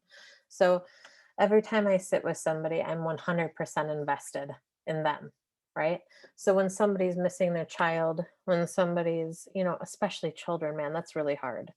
When somebody's child is missing, that's the worst thing in the world. Or when their child has passed, it just hits a spot in me that I can't explain because, and it makes me work harder. It makes me work harder. It just makes me give more of myself than I even knew was possible, to bring through an effort to bring through that person clearly, to honor their presence and their messages. Those readings all stand out for me. It's hard for me to pick one. I do so many. I also lose more information and more readings than I retain because I keep fluid. There's no way I could possibly remember all the people I sit with or their stories or their loved ones on the other side. One thing for me is that I do feel like I know the people in spirit once I meet them, just like I know you. It's no different. Like the way that we're conversing right now, the way that we're talking, we have a screen between us, right? Same thing. Just have a screen between me and them. You know what I mean? So I meet them and I know them, and they have just as much personality as we do. So I feel like I get to meet so many people all the time. There's no way I could like, I can't keep it all. I think, you know, there was a case, there's like I said, the missing persons cases that I've worked on. Um, you know, I helped to find one girl who was lost in the woods in Montana, and she was gone for a week and missing with her dog. And that I was just like, we need to do this now. Like, I mean, it wasn't a prepared reading. It wasn't something that we had planned on doing. It was just somebody who got in touch with me, and immediately I was like, okay, let's get it. I'm like, I was getting things. I'm like, let's just jump into this right now. Yeah, this is Madeline Connolly you're talking about, Madeline. Oh yeah. Mm-hmm. Okay. And so, you know, and so it was like, okay, I'm on the phone with her mom and her friend. And it's just like, okay, I'm going to tell you everything I'm getting. And then we're going to relay that on paper. And then we're going to pull up Google Map. And then we're going to find the landmarks that I told you that I saw, and the path that I saw, and the specific, when you're dealing with organic matter and environmental factors, it's really hard to narrow it down. I have to see it visually, then afterwards. I see it all in my head, then I have to map it out on paper, and then I can convert it to a map, right? And so I'm on the phone, right? I'm on the phone. Then I'm on Facebook video chat, right? I'm Facebook video chatting with these people, and then I'm pulling up my computer in Google Map, and I'm pointing my phone to the Google Map, and I'm showing them on Google Map, okay, you want to go down this path. Here's, you know, goat lookout. Here's this. Here's, you know, this is where I see her car would be. This is where the path that she would take, and this is where she turned. This was where it went wrong. So then we go down here, and then we wrap, you know. So those events are they stick with me because they were interesting and weird, because you're multitasking. You're so, I don't know. It's just, it's interesting to me even. It's like, it's wild to me even. I'm in the middle of it, and I'm right in there, right? But it's still weird. And it's like, when they find somebody, I didn't know if they would find her dead or alive, I'll be honest. I saw her laying on the ground, and I saw her dog laying on her legs, and so I didn't know if she was deceased or not. But I just made sure that I didn't say that. I was like, you know, we're looking for her alive. It was very important to me that when I'm searching for somebody, I don't tell people that the person's gone, like deceased, because I can pick up on their soul no matter what. Like, I can pick up on them, and when people think that somebody's gone, I've had officers ask me like, okay, well then this person's dead, right? And you can tell, I can tell, like, they're going to give up. They're going to go, okay, well, if I think this person is dead, if you're telling me that this person's deceased, we're not going to put as much power and effort and manpower into this, you know? So it's like, that's like one thing, like you always have to search for people as though they're alive. That's a message that I would like to convey to anybody who's like doing this work. Always search for them. Even if you think that they could be deceased, it's like you could be picking up on their soul and they're alive. Like, that's really important. Do you feel like the person who's missing, whether they're still alive or whether they're deceased, do you feel like that the energy or consciousness of that person is working with you, or is it? Yeah, I do. Okay. Yes, I do. I feel like we can step out of ourselves. Like, we have multiple, like when you sleep, like you travel when you're sleeping sometimes, like in the spirit world, and you don't really know you've done it. Like, you might come back and you're tired in the morning. We were talking about this the other day, you and I. Yeah. And like, you can wake up in the morning and you feel really tired. It could be because you were, you know, traveling with people on the other side, you know, while you were sleeping. Sometimes we don't know, our conscious mind doesn't know what our unconscious mind is doing. So absolutely. Like, I've connected with people when they're in comas. I've connected with, you know, homicide victims when they're not dead yet, when they haven't crossed over yet, and they're in a comatose state, and they'll tell me when they're going to pass, and they'll tell me what happened, or they'll bring through their pathology, or they'll tell me what, you know, the details. Yeah, there's been so many. There's just been so many times, like the missing people. That's always one that, you know, you want to find them alive, and when you do, and I have several times. And when you help in doing that and they're still alive, it's, oh my God, it's so rewarding. It's like the best feeling in the world. It's the best feeling in the world. It's the best phone call you can get. But even when you help to find somebody who's deceased and then their family has their body back, it's really sad. It's like gut wrenching, but it's a proud moment because you know that the person who lost their life, they helped you to find themselves. It's like they essentially found themselves. Mhm. And it's like that's amazing. Like, Mhm. and they're Mhm. able to tell you what happened, and like, Yeah, and the I family don't gets know, like closure, right? They it's get an answer. Like they're not just sort of left wondering what happened to their loved one and where they could have ended up and what could possibly have occurred. I think, you know, having that closure is so incredibly important. That's what I keep hearing, you know, yeah. over and over again, that that's one of the most valuable things that mediums provide is a sense of closure, a sense of, And I just want to say one thing because you're triggering me with that. You're saying that people provide, that we provide a sense of closure. And I want to say that I feel like I help to provide an opening, not a closure. oh, I like that. You know, because I don't feel like I'm closing the door on anything. I feel like I'm helping to open that door again to something that people feel is closed, Oh, that's but beautiful. it's not, That's really right? beautiful. It just came to mind when you were talking because it's true, right? That makes a lot of sense. I mean, thank you for, you know, kind of correcting me on that because that is so much more in line with the work that you do and also, you know, what this conversation is about and what the work that Grant and I are doing is about, which is expanding perspective and getting a better understanding of what consciousness is. And of course, that involves having a clearer understanding that the mind is not the brain, that it continues after the body dies, right? The body is a temporary house for the energy and the spirit, the life force energy, whatever you want to call it, the consciousness of a person. So the fact that you're able to tap into that in a collaborative way without the other person, if they are, like I'm talking about the cold cases right now, if the person who's missing is still alive, that they're not even aware that their consciousness is communicating with yours in order to assist in that journey, that's really fascinating. Well, the girl Also, the over, specificity, right? The details and the specificity that you're able to provide is really astounding. And I just want to emphasize that for a minute because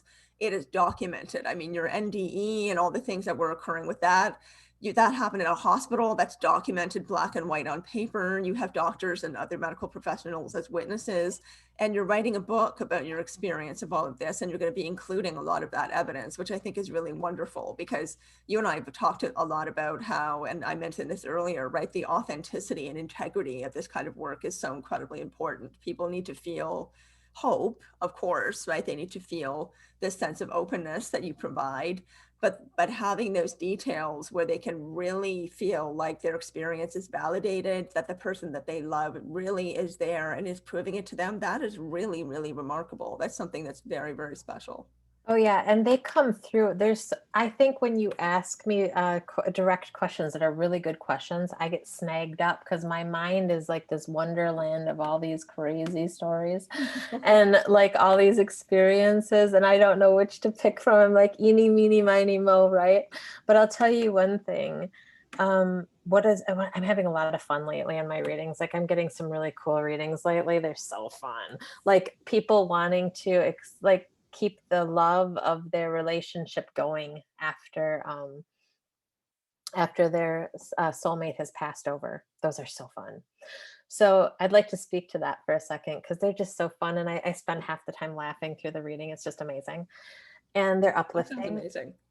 They're uplifting, yeah, and you know, it helps to, you know, people lose the love of their life all the time. Like they'll lose their soulmate and their soulmate will be over in the next world and they'll come through, and girl, it gets real saucy. It gets dirty. I mean, there's no place I won't go with people.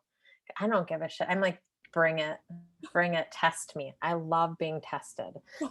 So like, some of the stuff gets real gritty, you know, and some of it's real fun. Like, I know I probably, so any children listening need to turn this off right now, okay? So like move your children away. Yeah, all the 9-year-olds who are listening into, podcasts about mediumship. Yeah, stop listening. Turn off. 18 and older from here on out, okay? Okay, girl, it's about to get fun. No, but a lot of these readings that I've been doing lately, I get readings in waves. Like I'll get all suicide victims for a while. I'll get all, I mean, it comes in waves. It's like in the next world, they're like, hey, yeah, this chick figured out that I had, fentanyl in my drugs, man. Go to her. She could see it. And then they're like, okay, yeah, we'll go to her. And it's like they're rallying around each other in the next world saying, hey, here's your girl, right? And then they're making the connections over there. I don't know who's coming, if it's the people here coming to me or if it's the people on the other side pushing them to me. That being said, I've had waves of lovers that have passed, loves, just soulmates, very, very intertwined flames. And as sad and heartbreaking as that is, and as much empathy as I have for the people who have lost their loved ones and who are dealing with that intense feeling of emptiness, the way their loved ones come through is just beautiful. And it's so uplifting to me to witness. I feel very honored to be able to share in that with them because it's so intimate. And sometimes the details that come through are like, okay, like I miss going down, I loved eating your, so they'd be like, I really miss doing that, girl. I was good at it, right? And you liked it when my beard was, longer because it tickled you in the right place. And you have this mole on your left thigh and, and I'm still working on you down there. Did you feel it the other night when I was down there? And they'll specifically tell me this is where you felt it. And they're like, oh my God, I knew that was him, or, that was him. You are exactly right. And I'm like, that was him. And he's going to tell you why in the direction it went in. And then they'll go as far as like, well, you're not, I know you have a toy, right? That's okay. It's cool. You got a toy because I'm not there, right? But let's just go a little further and let's get you one that looks like me. They're like, all right, are you cool with that? And they're like, yeah, bring it. So then I'll have them pull up their computer because I'm weird and I don't give a shit. And I'm like, all right, girl, I'm not trying to be mean. I know he's not this big, right? He's only like, 5.5 inches, but we're going to go for the 8-inch because we can't find a 5.5 inch that looks like him. But this one that curves to the left, looks like your husband, right? So I can direct them to the ones that look like their loved one, right? So sometimes we get into sexual stuff. Sometimes we get into, man, those are the fun ones though, because it's like we get to go shopping.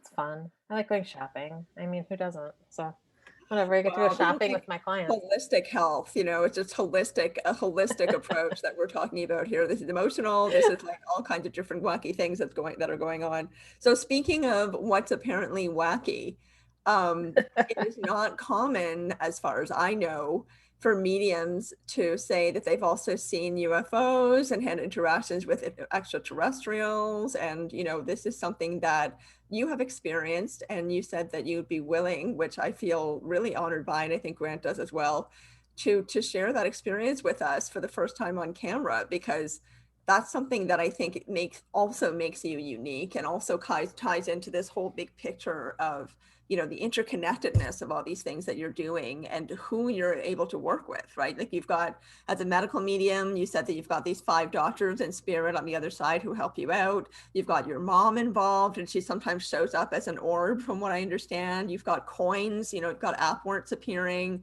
You've got the ETs, you've got the UFOs. You have all kinds of interesting stuff going on here.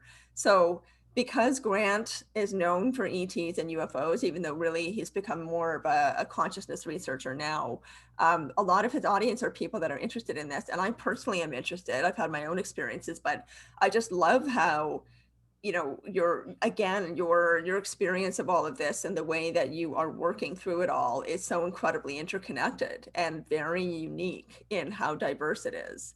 So could you talk a little bit about, what your experience has been specifically with UFOs and ETs? And if you wouldn't mind going from that into, orbs and Apworts a little bit, that would also be really interesting for the audience to hear about.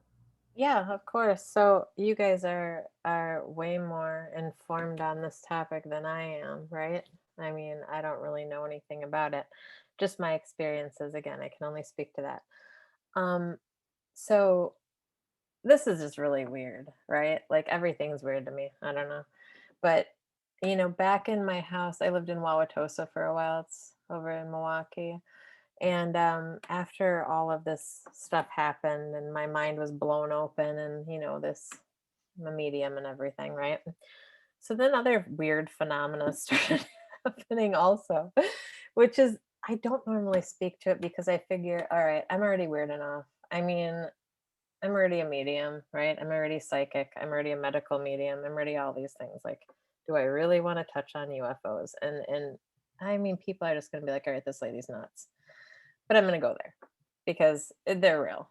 I mean, I've always known that UFOs are real, that extraterrestrials are there. I don't think it's weird. I think, again, here I go again. I think people who don't believe in them are weird. I think, like, how can you imagine? How can you believe that we're the only living beings in this universe? Like, that's so limited. So Mhm. again, it's just part of expansion and part of just being connected to everything, which I'm a big fan of, and I think Mhm. I try and do my best to stay connected. So it's not that weird. It was just weird when it came to my house. So I had some experiences that were odd. Like I was in my house and I'm a night owl. I stay up a lot at night. I don't sleep very much, like insomniac and stuff. But there was a couple times when I felt pulled outside, like I should go outside, right? And I didn't know why. It was just like, come out, like go outside in your backyard. 3 o'clock in the morning. I'm like, why the hell am I going outside, right? And I went outside and I saw these lights above my house. And they were lights that would like come together and then go out into a square pattern. There was like four to begin with and then eight. And they were doing these like weird patterns above me. And it wasn't as though I tried to think, okay, could this be lights shining up, right? From anywhere. But there was nothing going on. I tried to justify it, to rationalize it. And then when I couldn't rationalize it, I was like, holy crap, like this is a freaking UFO, man. I was like, it's above my house. This is crazy. And so then I'm like, all right, I'm going to capture this, right? Because I'm all evidential. I'm like, I pull out my camera. I'm going to videotape this shit because nobody's going to believe me, right? I'm like, this is wild. So I videotaped it. Half an hour, girl. I was out there for a half an hour videotaping. And I was so eager to show everybody. And guess what? Not 1 second. I saw it recording. It was recording on my phone. Not 1 second of it was there afterwards. It said 30, like 33 minutes or something. And it was there. It was there as a video. And then it was gone. It was like there. It said 33 minutes.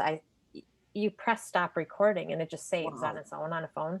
And it was gone. And Wow. I'm like, And have you heard of that before? Have you heard of recordings being visible at the time that they're being recorded, but then disappearing later on? Is that something you've Or they, encountered? yeah, that's pretty common. Or they don't work. Like John Lennon, his famous sighting in '74, where May Pang, his girlfriend, is filming with a camera, and none of the pictures turn out. That's Wow. pretty common. Yeah. Okay. okay, Okay. yeah. So I heard too that that was common afterwards. I didn't do a whole lot of digging. I just heard that it was common. Um, It's okay, almost like I call it the theory of wow. Why do UFOs have lights on them? Because they're trying to get your attention. They're trying to get you to go, wow, what's going on? But they're not going to give you the evidence. Otherwise, they'd land and let you take photographs. They do really. That's not part of the game. They, right. they Right. they I just was want the thinking wow that we were gonna have a photo shoot, that they were gonna be like YOLO and like show up behind me and we're gonna do like the little selfies and stuff for like my Facebook page. I thought I was gonna be popular for a minute and they let me down. I was like, come on, you guys. Like I was committed to this video. I didn't shake. I was like really committed. I was like a tripod. I was like, I'm gonna get this shit real good on this video. It's gonna be real good. And it was, you guys, it was really good. You just have to believe me. It was really good. But then so the next time, this wasn't the only time. And that's where they went wrong because it wasn't the only time. So they came back and I had this beckoning voice, go outside, go out. So I go out and now I'm thinking, all right, like I'm a medium and I can talk to spirits. So why not talk to them? I was like, let's go, you guys, come on. And I'm like trying to telepathically, like, all right, just let me get a little video here. Like, come on, you guys, what are you here for? What's going on? Are you who was there when I was like sick? Like, what's going on? And I'm trying to talk to them, right? I didn't hear anything back, by the way. I didn't get a yes or a no or anything. It was a real letdown. I'm going to be honest with you. So, but I did get my video camera and I was so excited. And I'm like, oh, wait. Okay, that was dumb because I remember what they did last time, right? So I'm like, okay, I'm going to get around this somehow. I'm going to take some pictures. Yeah. So I took some pictures. Again, it was a long photo shoot, it was a lot of effort on my part. Yeah. And not a lot of payout, right? But I did get a couple photos that turned out. So the video again was erased. I got like, I think a 1 to 2 second video that stayed. Wow. It was like half an hour of recording, 2 seconds that recorded. But this time my neighbor who was behind me, her name was Gada. She was out there too. She came out and she goes, are you seeing this? And I'm like, are you seeing this? So we had another witness. But I mean, that's just about as far as it went. So here's a picture. Hold on. Let me turn up my light on here. Here's one of the pictures. I don't know if you can see it. Wow. Wow. That's pretty cool. That's a square. Yeah, it is. And then that's what I always bring out. Like I say to people, they come across the galaxy and they make a square in the sky or a triangle. Why would they do that? Because they want you to go, holy cow, this is like, what are they? They're not doing anything. They're just impressing you by making a square or a triangle so that you. Here's another one, Grant. You got yours are up pretty close. Wow. Well, it was right above my house. I'll show you. Just give me 1 second. Wow. Because usually people get them and you can barely see them on the photographs. Just little here's dots. my old house. Here's my old house. Okay. That's my backyard that I'm standing in. Wait. Is that a triangle? Yeah. Wow. I just did a book on triangles. Do you see that? Yeah. Yes. Yes. Cool. And then I have some videos. I have that little video. I just couldn't find it today because I'm unorganized. I'm a mom, Wow. And how old is your son now? Here's me I'm like a grandma now, so don't mind me. I okay. Pictures. You surprised me. Oh, you can't see it. So here's me with my little at-home IV. Ooh, I'm not sure we can see that one. Yeah, I'm not sure we can see that one. Whatever. Okay. I won't do show and tell right now then. Okay. Those are better than average UFO photographs. I can tell you that for sure. Well, most people, it's like a dot in the sky and you're saying, can you tell them to come a little bit closer? Or it's. Well, this was right above my house. Wow. And then what's really weird is that I moved to this new house, right? Well, I've moved a couple of times, but I live in this another area now. Okay. So I live in a different home now. And when we just moved it, like the first week that we moved in, my son is really like grounded and like he's like the opposite of me. He's very grounded. That's common too. Yeah. And he's like, doesn't really speak to any of this. He knows what I do is real. I mean, he's unfortunately been dragged along through a lot of readings and stuff like that. But so he's real chill and he just takes this stuff like a grain of salt. He doesn't really get excited about very much, because he has to deal with me all the time. Yeah. And oh my God, he freaked out. Mom, I've been trying to call you. I've called you like 5 times. And he was just upstairs, right? But he's a teenager. So he tried calling me like 5 times.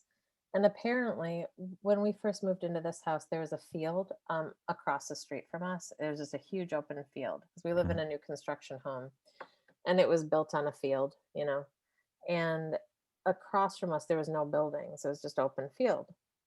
And he told me that there was a spaceship. He didn't say spaceship. He said there's a light in the sky and it went zoom, zoom, zoom. It did this like zigzag really fast. Yeah. Right. And then he goes, he was trying to call me. So I would come up and see it. Right. Cause he has like the lookout spot. His room is like the best room in the house. It's like got the best view, and my room's downstairs. And so he's got the little like tree house up here and he's looking at all this going on and he's calling me, come look, come look. And none of the calls came through. Zoom, zoom, zoom, zoom. He says it goes like a zigzag. Yeah. And then and then it came straight up to his room. He said like street lights, like it was like this bright lights shining into his room, and it scared the living crap out of him. He's like, I don't want to live here. I don't want to live here. And that happened. And I, by the time that I got his call, then I'm like, hell yes. So I grab my kit because, you know, I want to record it because that's me. I'm like, bring it. I want to see, come on, you guys, let's go, you know, like I just want to see what's going on. So I want to record it, you know, and he's like freaking out. He's like, yeah, it freaked him out. So that happened.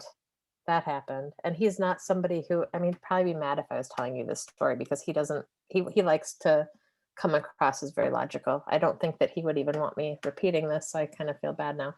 But seriously, but that's pretty common. Unexplained weird stuff. You have to know that's common. Really? Like how common? I want to know about that. I'll tell you, my son, for example, I've written 12 books. My son has never read one, would never intend to read one, and lives his own life doing his own thing. And he's had a ghost sighting and he's had a UFO sighting. And when someone says, what do your dad do for a living? He said, just put his name in Google and walks away. Okay. So, or I've got women who are not allowed to see their grandkids because their daughters or sons say, do not talk to me about it. And you're not allowed to see the grandkids. And they still go ahead with it because they feel inclined that this is their calling to do this. So I think it's pretty common. Like people will come to me and say, oh, my husband doesn't support me or my wife doesn't support me or whatever. And I say, well, that's the pattern, almost like near-death experiences. I mean, there's actually a figure, I don't know if it's true, that 75% of people who have near-death experiences get divorced because you're not the same person. You know, you get married as one person and suddenly you're this wacko person who's talking about, near-death experience people, and people just go, you're not the same person I married. And yeah, nobody in my family supported me when, I'm not trying to knock them or anything. No, I felt very unsupported for a very long time. It wasn't until some of the things that were coming through it, till they witnessed some things, and then they became more open to it, but no support with, other than my son. My son's always been extremely, extremely supportive of me. So yeah, and yet they don't really go to it. Like my family's supportive, but they really don't read UFO books or watch my stuff, or they'll support it. They'll say, yeah, Grant's on the right track or whatever. You gave me a triangle sighting. Now can you, because I wrote a book on triangles. Oh, so you cool. you gave me a triangle sighting. Now I've got a book. It's just about finished on a ports. Sinead actually just interviewed a physical medium who told us one of the best port stories I've ever heard. So tell me a couple of stories about a ports. About what? A ports? Yeah, aports or whatever you want to call them. I don't know what you're talking about. Things that appear, disappear, move around. The coins that appear, for example, Carolyn. Oh, physical manifestations, I call them. I'm sorry. You know what? I'm just going to tell you right now, Grant, you probably know more about the field that I work in than I do. Like I said, I've stayed ignorant to the field for a reason. I think we just use a different term. Yeah.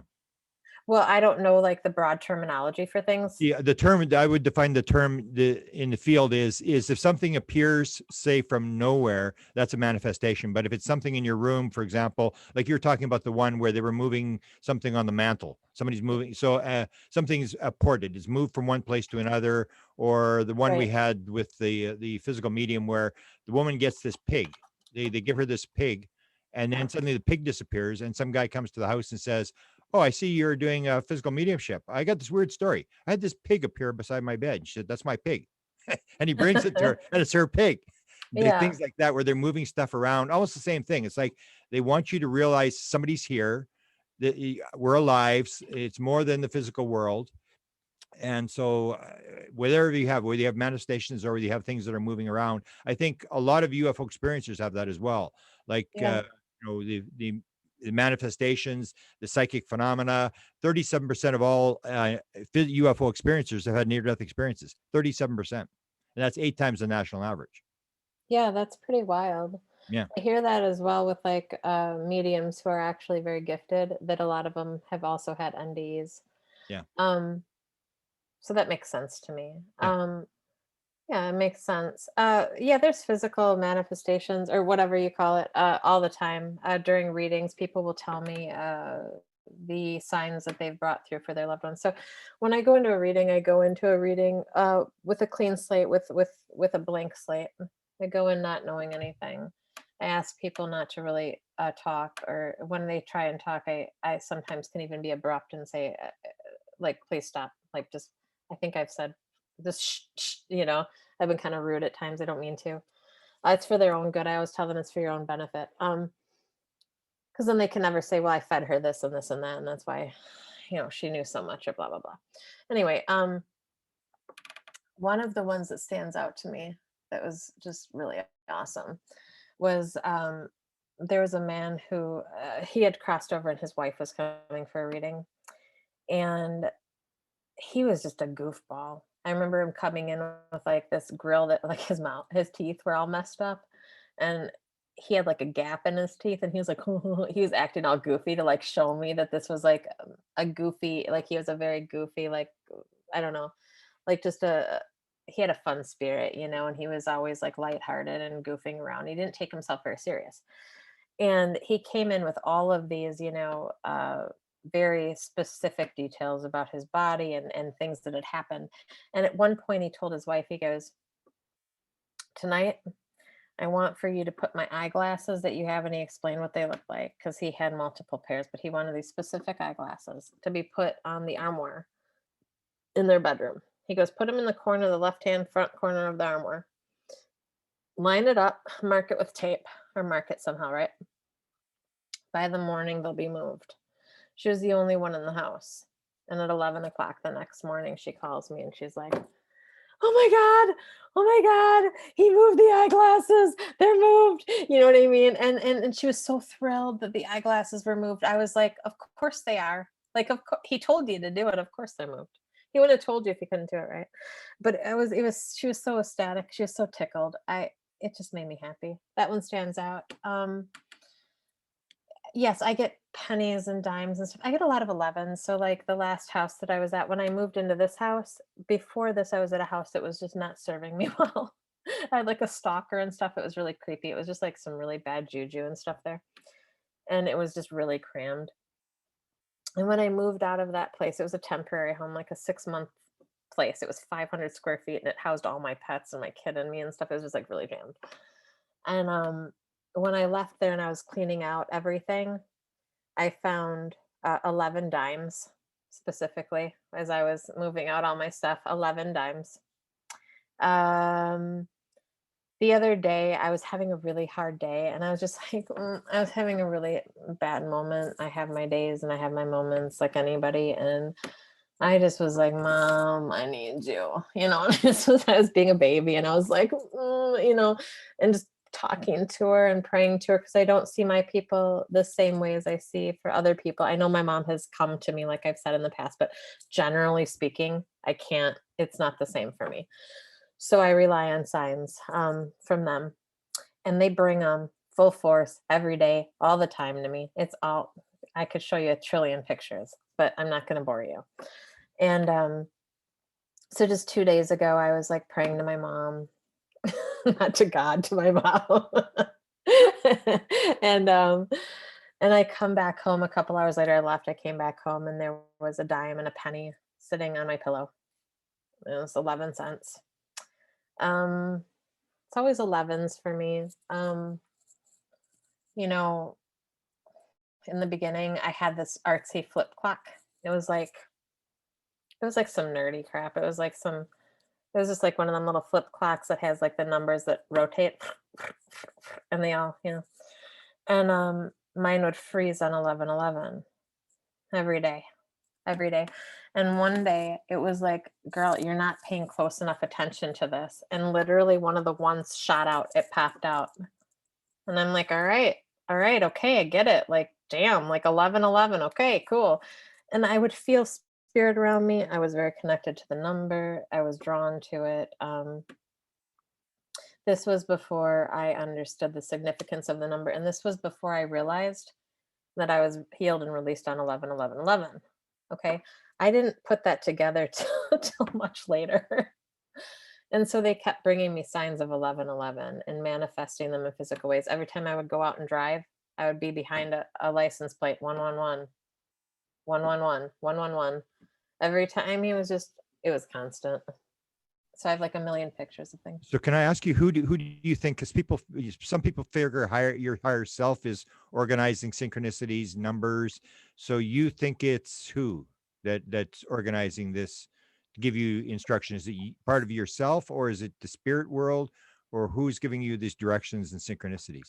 The spirit world is what I think, Okay. because I don't think my higher self didn't know anything about 1111. I'm telling you what, I'm just not that smart. So it had to be somebody else at play here. It sure wasn't me. I'm not even going to take that credit. It's not me, man. I'm just an artist and musician. Like the expectations, like I told Sinead the other day, like people have way too high of expectations for me. Well, let's talk about that. Let's talk Yeah. about that for a minute, because you and I think in the same conversation, Carolyn, we were talking about the importance of responsibility, like personal responsibility and accountability for anybody, right? Anybody who wants to have an experience of being connected to the bigger, whatever you want to call it, universal life force energy, consciousness, like people have different words for it. And it really doesn't matter. It's all essentially the same thing, that energy that we're all connected to, right? That source. So how do you feel like, what is your experience of, oh gosh, I have a million questions kind of branching off from this one point because it is such a big one. But I guess, what is your experience of being in the field of mediumship, right? Because you are coming from a place where your perspective is very much, this stuff is coming through me. There's only so much credit I can take for these things. It was not my choice. You said to me at one point, it was not my choice to have an NDE and be kind of given this role. But you also agree that we make some kind of an agreement, right, before we come into each lifetime that we're going to learn certain things and serve a certain purpose. So there are just so many different aspects of what you believe, what your connectivity is with all these different things, and then how it all comes together in the work that you do. And the field of mediumship is really so interesting for so many reasons, right? Like there are a lot of mediums out there, but people do tend to feel like, I'm going to this person because I want answers. I want this person to give me answers. And yet your approach is that it's a kind of collaborative experience, right? That the person who wants to receive whatever it is that they're seeking or they want to know, that they have to be participating in that process, but also that the medium themselves has to take personal responsibility, of course, for being in the role of a medium. But I've heard you say that behind that professionalism, as an individual person, the medium also needs to be taking personal accountability and responsibility just in their own like kind of spiritual process of life in order to be able to do a good job and be able to be a good medium. I might be making this too complicated, but it just relates to so many different aspects of connectivity and what is required, what we all really need to be doing in order to have that experience of connectivity in whatever way, whether we're a medium, whether we're a so-called normal person, whatever it is, that realizing that we are participating in that, we are participating in this process actively, that it's a partnership, it's a collaboration. That seems to be something that feeds into a lot of your approach as well. So I was wondering if you could speak to that in whatever different ways you would like to. I just feel like that is such an important anchor in so many different aspects of the paranormal, in spiritual life, personal development, all these things that we've been talking about. So what would you like to say about that? So are you asking me like what my responsibility is in this whole... No, not you necessarily, but like, what is your view on really like owning our part in our own lives, in our spiritual life, in what we experience with the paranormal, in the work that we do, if we're involved in the paranormal field professionally, in the field of mediumship professionally, Okay. what is the role of responsibility and accountability here? Because you and I have talked about that a couple of times, and I think I probably made it much too complicated. It's such No, an it's fine. Maybe I could add something. Soul contract. Do you go with soul contract, that you come into the world with a soul contract to do certain things? So I know that that's a phrase that's being tossed around a lot, the soul contract. It doesn't really, like I told Sinead the other night, like it doesn't really jive with me. It doesn't really mesh with what I think. I think that we agree to come in to learn certain things, and if we don't learn them one way, we're going to learn them another way. So I don't think, I mean, having a soul contract and um I grapple with this.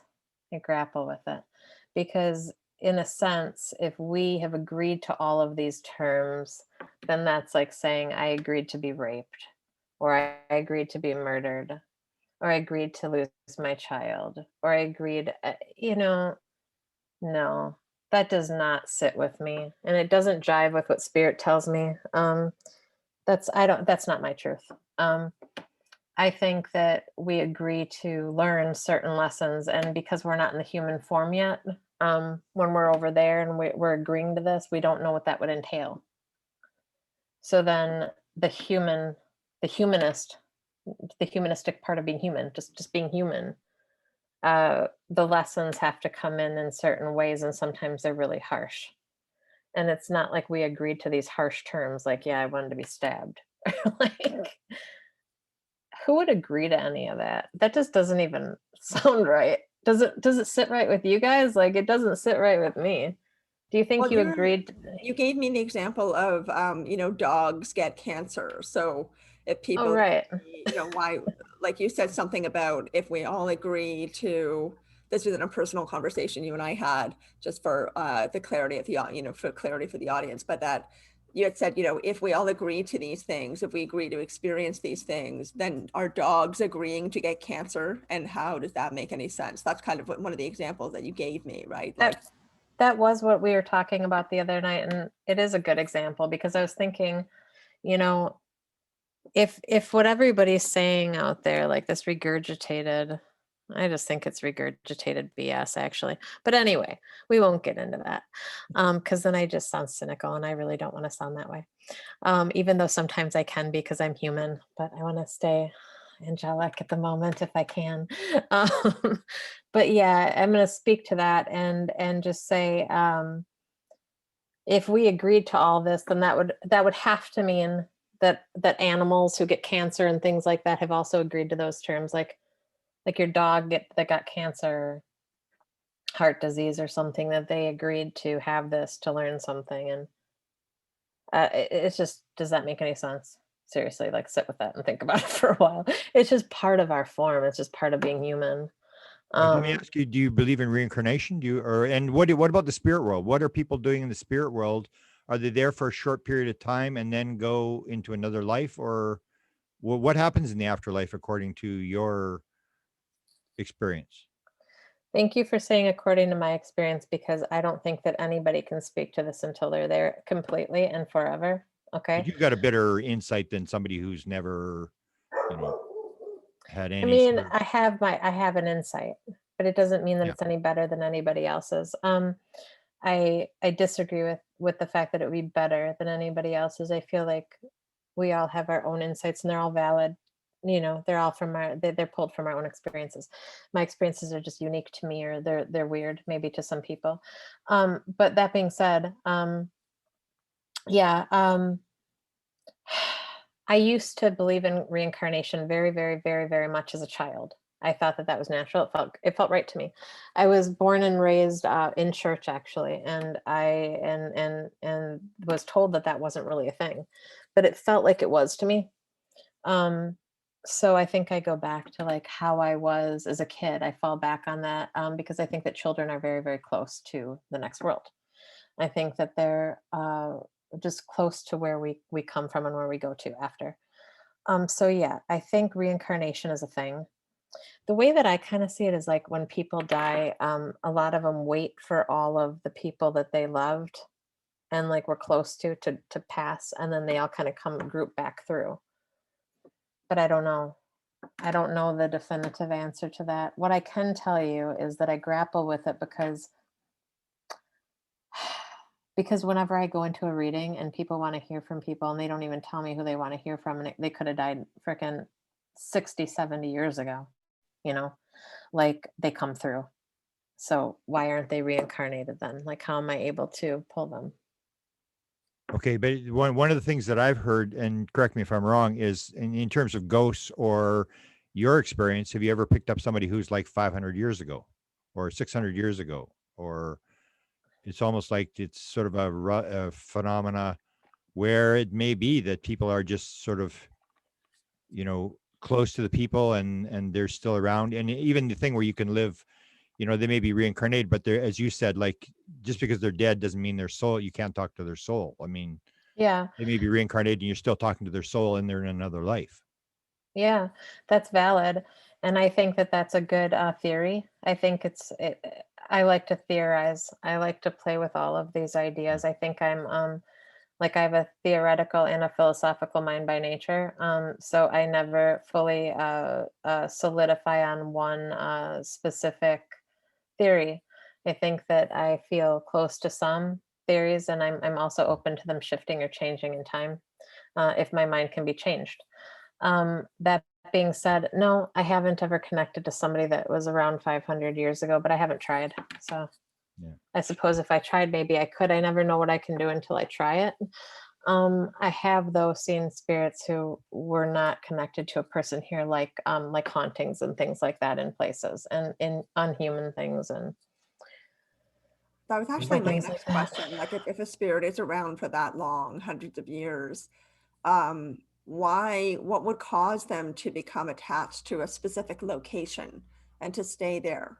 What's the reason for why they would choose that rather than people, rather than wanting to move on with the people that loved them and who they loved once those people pass on? What is it that would keep them rooted to a location? Again, I don't have the answers for that. I wish that I did have the answers for you. I've been in communication with buildings, with beings in buildings, tenants that are still there after decades upon decades, and they're not attached to, emotionally attached to anybody currently living there. And then everything's validated later once they do the research on the building and so forth. I don't know why they choose to stay. I suppose if I asked them, it would all be unique to the situation. I don't think that there's one answer for any of these things. I think every situation is unique. There may be some similarities, like a string that you could pull through all of them. That there a consistency, if you will. There might be some consistencies. If I were to like try and dive into that and research it on like a evidential and researching perspective, I guess I would have to go to a lot of these places and then really dive into it and come up with some consistencies to give you an answer that I would feel solid in giving you.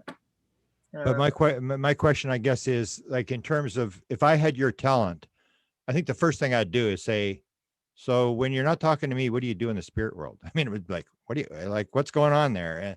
Because everybody has that question of what happens when you die. Have you ever asked them?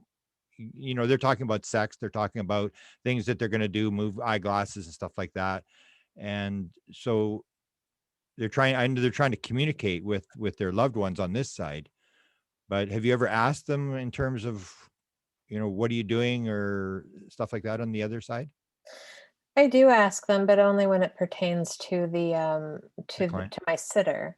Yeah. So if it's something, I think that that would kind of be greedy of me in a way. Like I would be a selfish reach. I'd be reaching for something for my own like desire to know, my own curiosity. So I don't indulge in that very much. I just bring through what I'm shown and what I see. Okay. And that being said, again, unique to every situation. It's not the same for everybody what they're doing over there and how they're existing. It's unique to everybody. There's some people who've come through and said, "Hey, you wanted this house one day.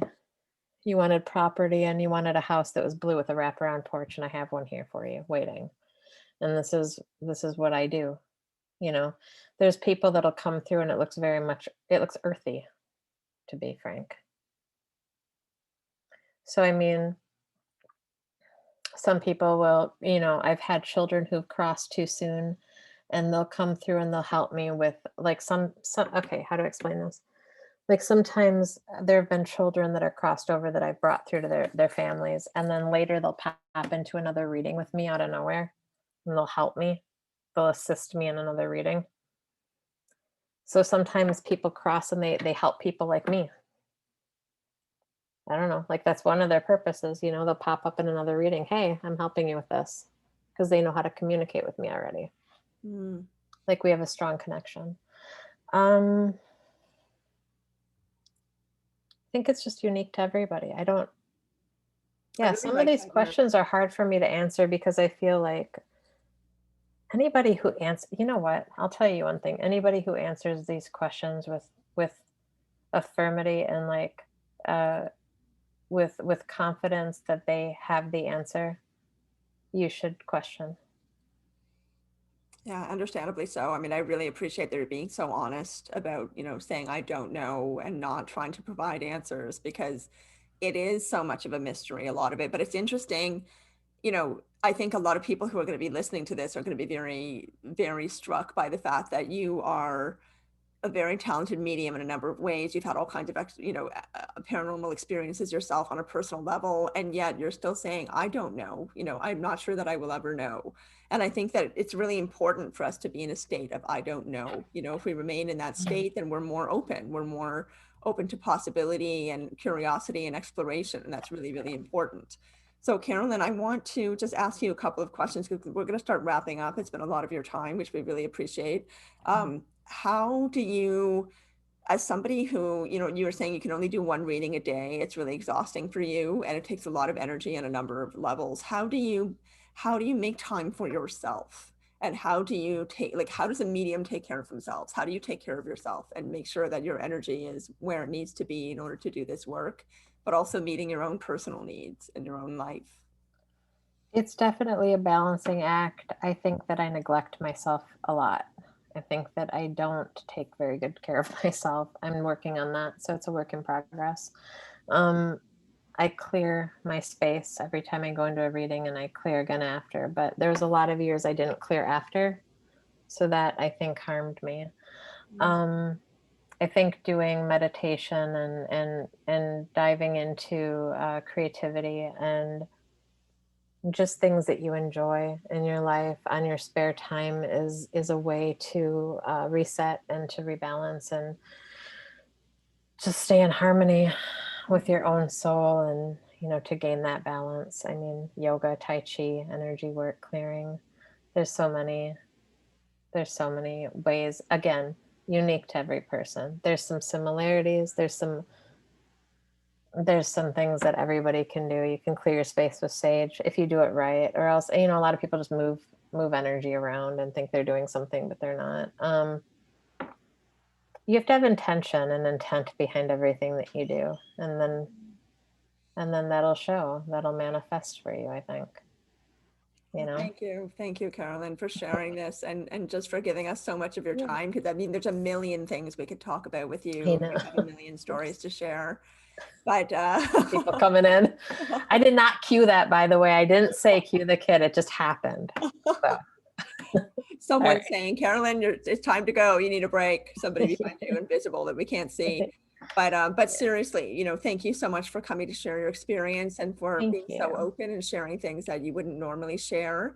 And you once said to me that there are things that you keep for yourself, a lot of aspects of your experience that you keep for yourself. You don't tell everybody about every experience you have of mediumship. And, that's really wonderful that you do that. And I really appreciate your, just down to earth, good naturedness and your openness, and just for being here and giving us your time and sharing your experience. It really is so interesting on so many levels. So Carolyn, thank you so much.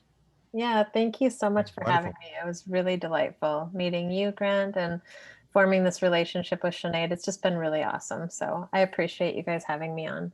Okay. Oh, And I have a million questions for you guys too. I could talk for hours, but I do have to feed my son. He keeps like making himself known.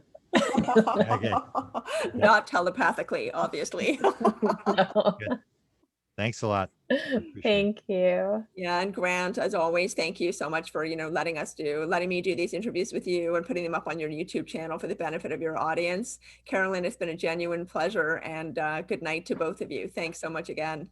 Good night. Thank you Okay. so much to both of you. Bye-bye.